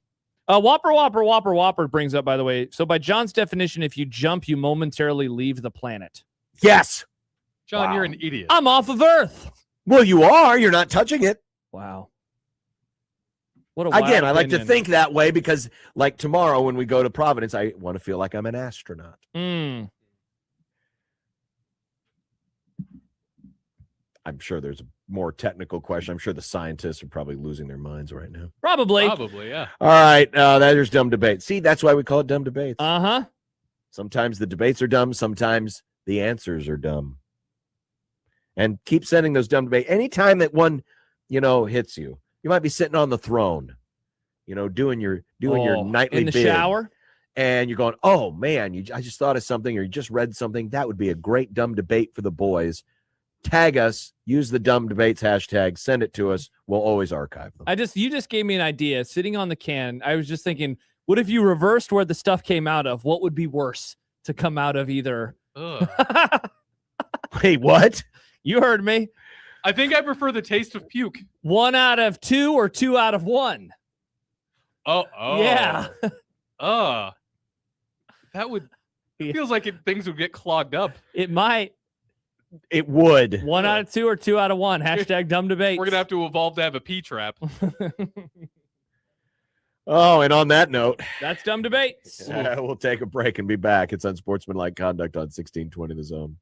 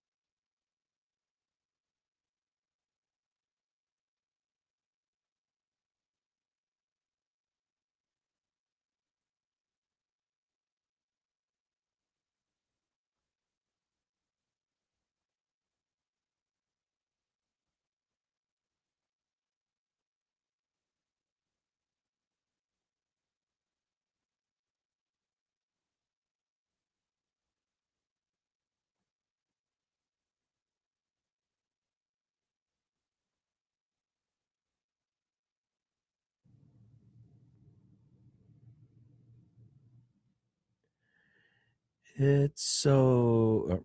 Are you playing one of those songs that you're not supposed to play on the YouTube algorithm? Not necessarily. I just forgot to put it back in. Very quiet. It's very quiet in my earpiece. That's why. I'm I was sorry. wondering why you started singing songs. Anyway, we're back. Hey, we're back. Welcome to Grum. I wish we could have gotten to this. Maybe we'll save it, or maybe you guys will. Oh, yeah, you're gone tomorrow. What's the topic? What's the Well, potential topic? It's another curtain. I've got a sneeze. Hold on. I got a sneeze. All right. Nick, how are you today? I'm good. How are you? I'm great. I'm No, excited I didn't for have to. our False What's for start. Dinner segment. Oh, okay, what's up, John? Hi, John. There was a question asked in Stuart Mandel's mailbag Oh, yes, this is a good topic. I'll save it for Austin tomorrow. regarding Curt Cignetti. And the question was, what have we learned from his evaluation of talent? That was one of the things I talked about the other day. One of the things I think that is one of the biggest reasons why Cignetti is so damn good is his evaluation of talent is next level. Evaluating high school talent is more of a crapshoot than we thought, and the subsequent star rating should be taken with more of a grain of salt. What are the implications for the college football industry? And Mandel wrote that Cignetti has broken the entire recruiting evaluation industry, or at least exposed how outdated it is. It's not that recruiting analysts has gotten worse at assigning star ratings. It's that those ratings should really come with an expiration date. Once a guy in the portal after his first 2 years, what does it matter if he was a 3 or a 5-star coming out of high school? Everyone now has new, fresher data, which to some degree, I suppose the folks that run the recruiting websites will say, well, that's why we have the transfer rankings. But how much of that, is accurate too? All of this is, recruiting rankings have historically been based on who is recruiting you. If you have more good programs that are interested in you, essentially what the recruiting rankings have done is piggybacked off of the analysis of the Tom Osborns, the Bobby Bowdens, the Joe Paternos, the Barry Switzers. Man, if those guys like this dude, then this dude must be great. Mm-hmm. And it kind of just builds off of that. Yes, nowadays the recruiting sites have their own scouts, they have their own analysts, they talk to other people in the industry, and they try to make it, but just like with everything else, it's all subjective. It's all subjective. And to me, the part that the recruiting rankings will never get right, but were never meant to get right, is just how good somebody can fit a program. Maybe this 2-star linebacker doesn't fit at an Alabama, but man, does he fit at this school. And because of the way this school operates, because of the way this school coaches, because of, the circumstances surrounding this guy ended up being really great. There's a lot of different layers to all of this. So I agree to a large degree with Mandel that, there just needs to be a reevaluation of what it is. And it's true. Like, we'll use Tree Babalade, for example. Babalade was a 4-star coming out of high school. Is he still a 4-star player today? I don't know. Well, funny because maybe he wasn't in the right situation. Yeah, and they re-rank him. That's the thing that 24/7 does is they re-rank these guys, and he wasn't a 4-star anymore. I think where it's interesting, and yeah, this is definitely something that Austin and I will tackle tomorrow when he sits in, is what it means and what could happen. But I know that one of the things that I've been paying attention to, John, for years is Bud Elliott's blue chip ratio. Back when he did it at SB Nation, now he does it for CBS Sports, and I'm looking at his list right now. If you're wondering, obviously Indiana is not on the blue chip ratio. This is a percentage of rosters that are built off of 4 or 5-star high school recruits. Indiana's not there. Miami is. But here was one of the things that was interesting to me from his most recent one, John, back before the season. A question: what about transfers? He writes, transfers are not included into the primary blue chip ratio. Through 4 years of intense portal activity, no team has won the national title by building through transfers. Nobody has. Indiana, of course, would be the first. And if the math is right on a story that I'm looking at from SI.com, their roster is quote unquote only 34% blue transfers, which certainly it's a big number, John, a handful of years ago, 10 years ago, certainly 15 years ago. But at this moment in time, that's kind of a fairly small number in my opinion. So I want to see them do it. I want to see them win the title for multiple reasons. The biggest being, though, it would be awesome if they prove that you could do it by not being Bama, Ohio State, Georgia, and how they build. Because I really think, as we always do, I'm going to tie it back to Nebraska. If they do it, why can't Nebraska? For years, people say, why can't Nebraska be Ohio State? Why can't they be Alabama? Why can't they be Michigan? And it's like, how much time you got? I can give you a million reasons why they can't do that. Why can't they do what Indiana's done? Why can't they do it like this, where it is, as you just said, identifying talent? They do that better than anybody. Coaching up their talent. They do that better than anybody. They're not on some cutting scheme, right? We're not talking about the Chip Kelly Oregon offense. We're not talking about the Nick Saban pattern matching defense.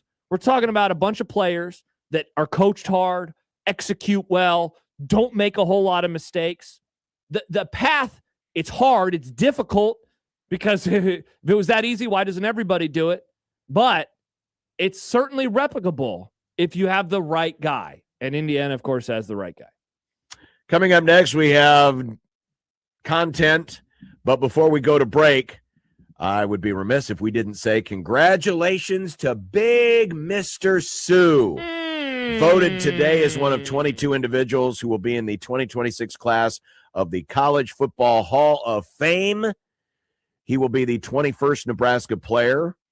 I think the most impressive thing is he basically built this Hall of Fame career off of a year and a half. Because before that, he just felt like another guy. Yep. But his last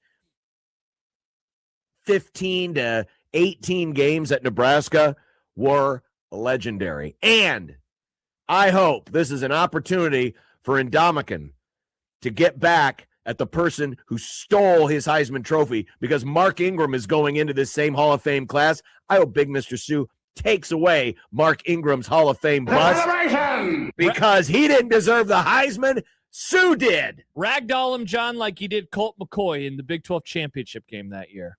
This is a pretty good class. Next to Sue, Aaron Donald also going into this year's College Football Hall of Fame. Interesting.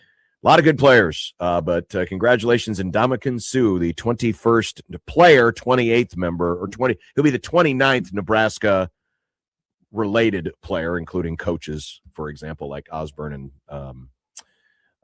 Devaney and Solich. We will be back with content on 1620 The Zone.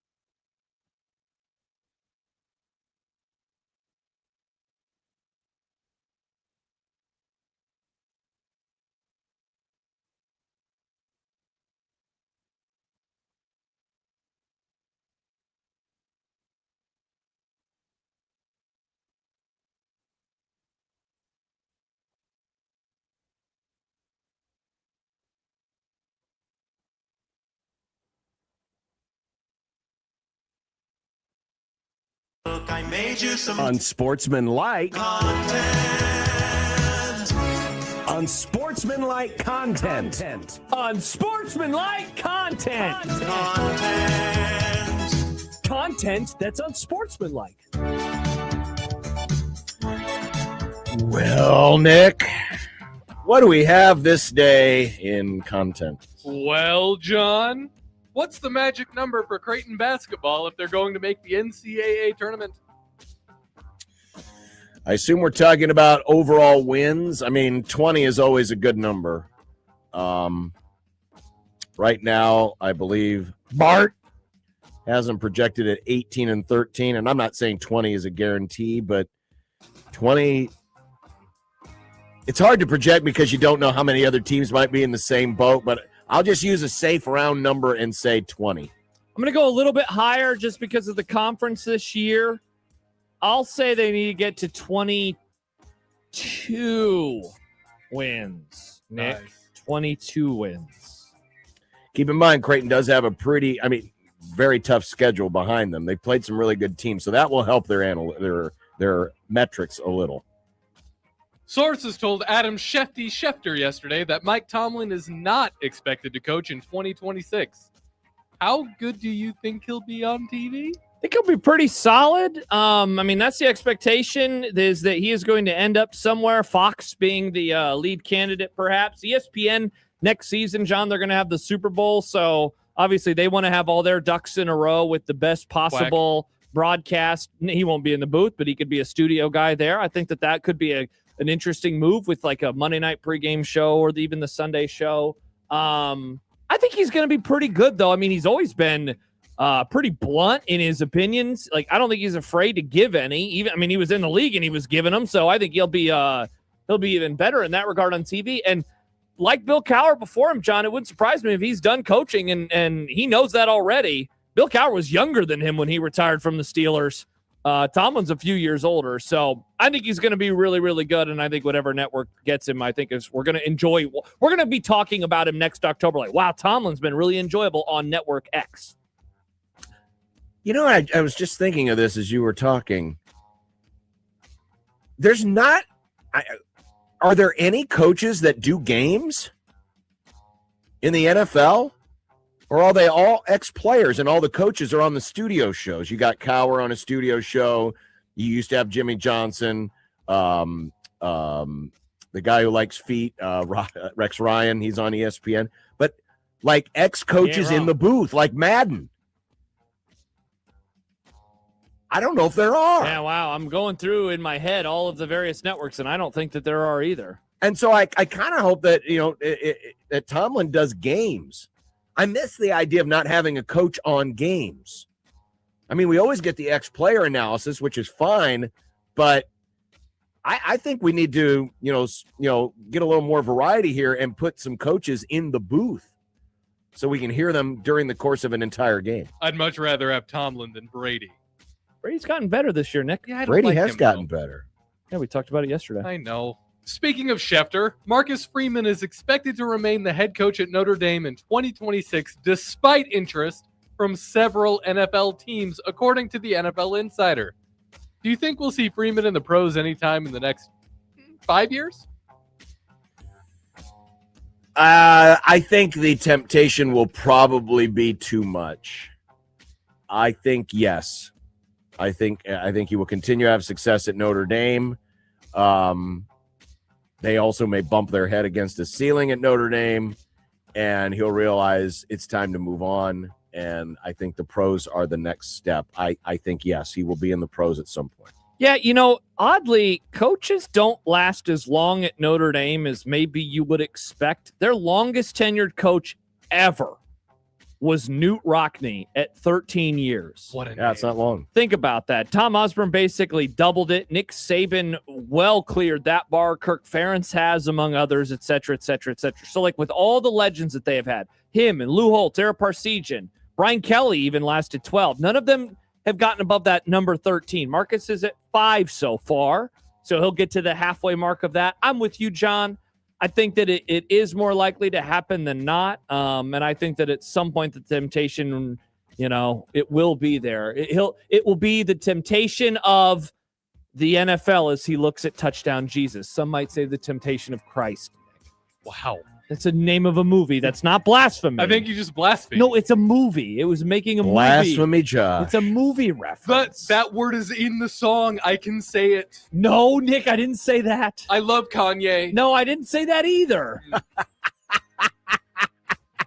The only scheming Mike Florio of Pro Football Talk is postulating. What did he say now? That the Packers negotiate with Matt LaFleur about his contract, that perhaps Green Bay would consider trading their coach. How fascinating would this be? And what do you think the price might be for such a deal? This would rock. We haven't seen a coaching trade since Gruden, right, John? That's over 20 years ago now. I think this would be awesome. There has been chatter about this for a few weeks. I didn't think that there was anything real to it, though. Matt LaFleur. So Micah Parsons was worth 2 firsts. I think Matt LaFleur would absolutely be at least worth 1 first round. I think that he is that good of a coach. But it's so different. Maybe a coach, like, it's so weird, John, because wasn't Gruden traded for like something in cash? Like, it wasn't just picks, but they got money, which is like, that's so weird. Well, listen to this. Yeah. 4 draft picks, 2 first, 2 second, and $8 million in cash. Wow.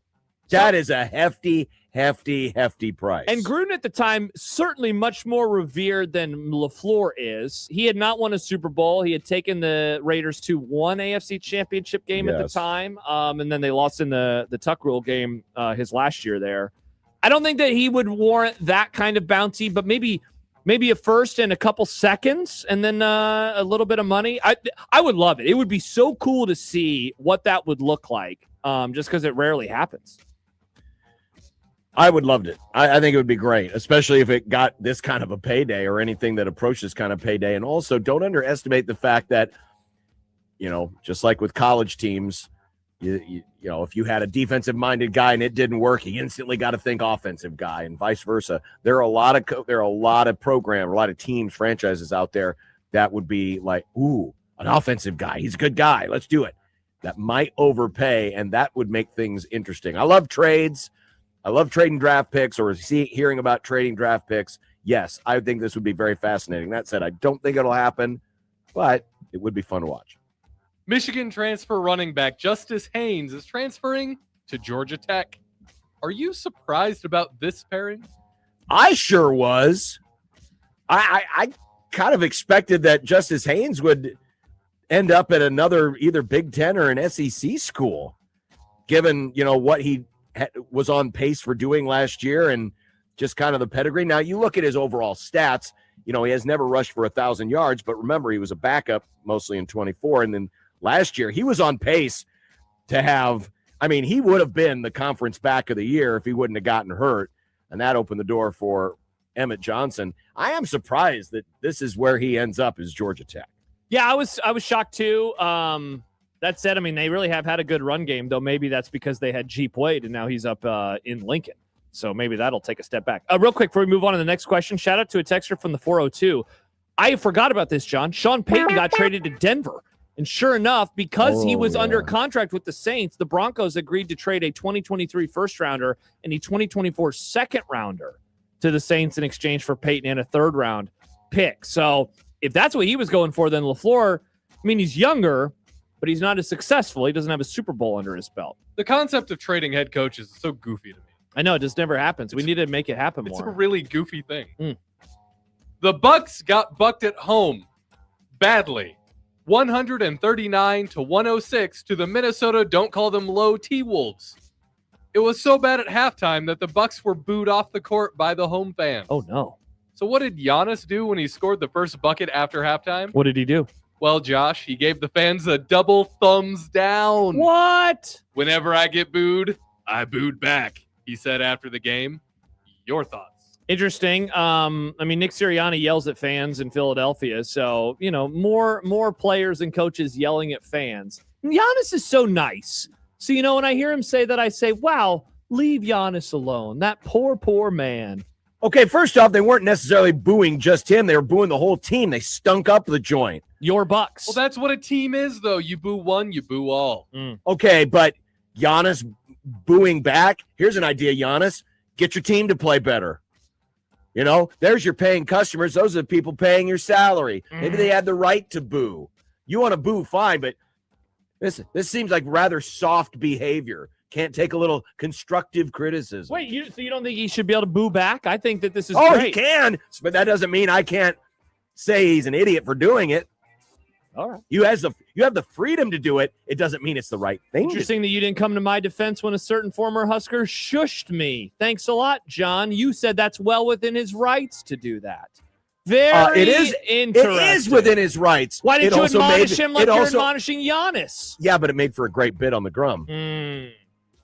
Today's sobering stat of the day. Oh, this is going to be great. The Arizona Cardinals. Remember them? Yeah, they're legally an NFL team. They are legally. In fact, the NFL's oldest franchise, established in 1920. What are you telling us? John was just a young, spry boy.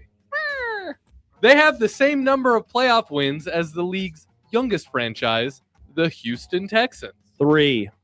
Why don't we ever hear from long-suffering Cardinals fans like we do Browns, Vikings, Bills, Bears fans? I have a theory on this because it's warm weather in Arizona.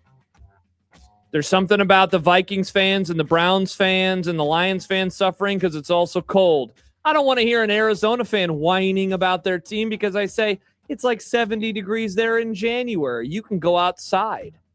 Shut up, Cardinal fans. No one likes Well, you. the other part of it is the Cardinals have always been a vagabond franchise. They started in Chicago. They moved to St. Louis. Then they moved to Phoenix, whereas the Browns have always been in Cleveland. The Vikings have always been in Minnesota. The Bills have always been in Buffalo. And the Bears have always been in Chicago. So you don't have that long, term lineage going way back many, many years. That's probably part of it. The other part of it is I don't think people give a damn.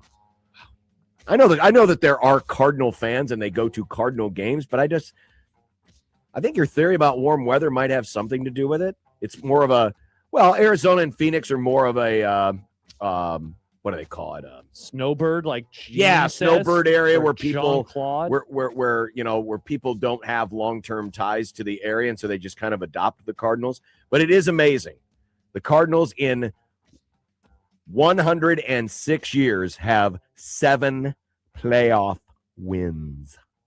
That's the same number as the Houston Texans. Wait, so real quick, the Texans have 7 playoff wins? Yes, they do. Because I know they have playoff wins in 3 seasons in a row. That's wild. Now that they have gotten, this is the furthest that they have made it. They're tying their record of making it to the divisional round 7 times. I didn't realize that they had won that many first-round games over the years.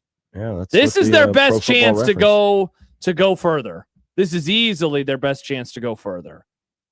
Though I know that they had some seasons in there where they were maybe a better seed. I don't think they ever got a bye, though. I don't think they were ever a 1 or a 2 seed. They won in 2011, 2012, 2016, 2019, 2023, 2024, 2025. All right. Good luck to the Texans. Yeah, of all the years they've been in the playoffs, only twice did they lose first game. Lost in 2015 to the Chiefs, lost in 2018 to the Colts. But every other year, they won 1 game and 1 game only. Interesting.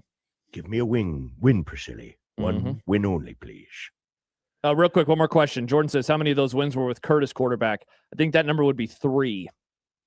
Or maybe 4, because the year they made it to the Super Bowl, I think they played in the wild card weekend, and then the next year they won another playoff game. So, yeah, 4 of those wins might have happened with Kurt Warner, which is why he's one of the greats. He's the man. All right. Coming up next, what's for dinner? And we'll wrap up the Grum next. Get it ready for the Creighton Athletics Hour coming up top of the hour on 1620 The Zone.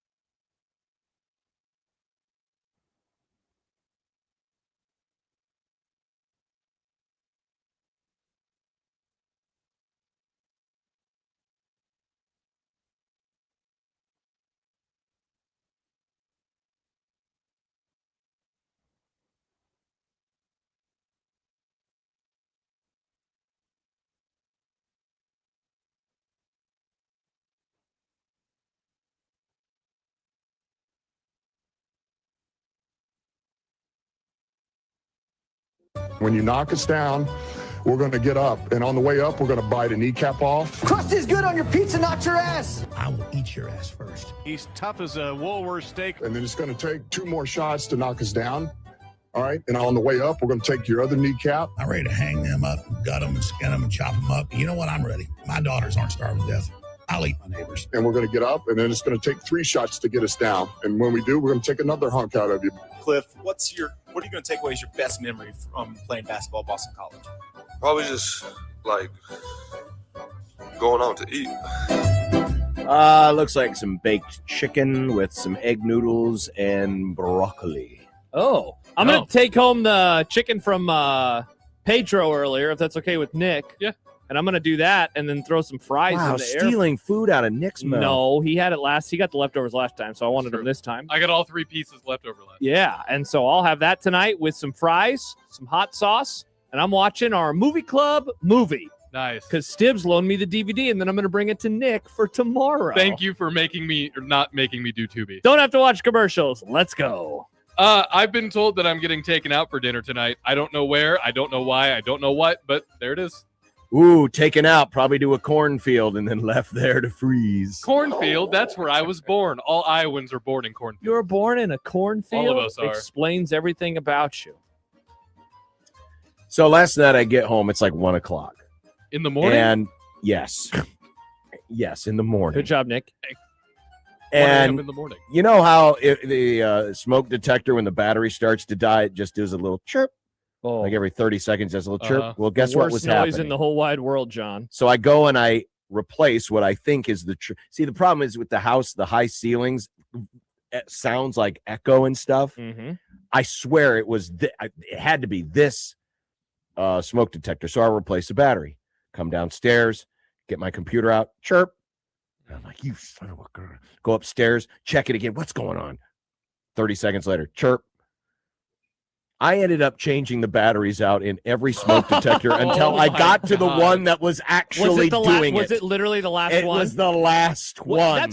Isn't there a phrase or a rule for that where like you check everywhere and it is literally the last place you check? Yeah, and then a comedian had someone like, well, of course it's the last place you check because after you find it, you're not going to keep going. Well, that's fair. No, but this was the only other option in the house. That's brutal, John. So Mr. Banks and Wrigley, do they freak out if that chirp happens?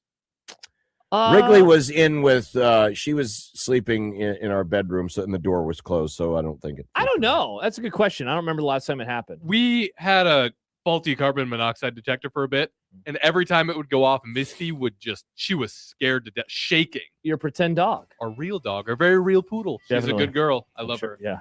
Any dog that's, imaginary is a good dog. She's real, damn it. All right, I'm off to Providence. I'll talk to you from courtside on Friday night. Austin will be in tomorrow, and Stibbs will be in on Friday. A lot of football, a lot to talk about. A lot of Gen Z stuff. Oh, yeah, the Gen Z boys coming back together over the next couple of days. Well, the next day. Then it's the Stay millennials. tuned for the Creighton Athletics Hour recap of last night next.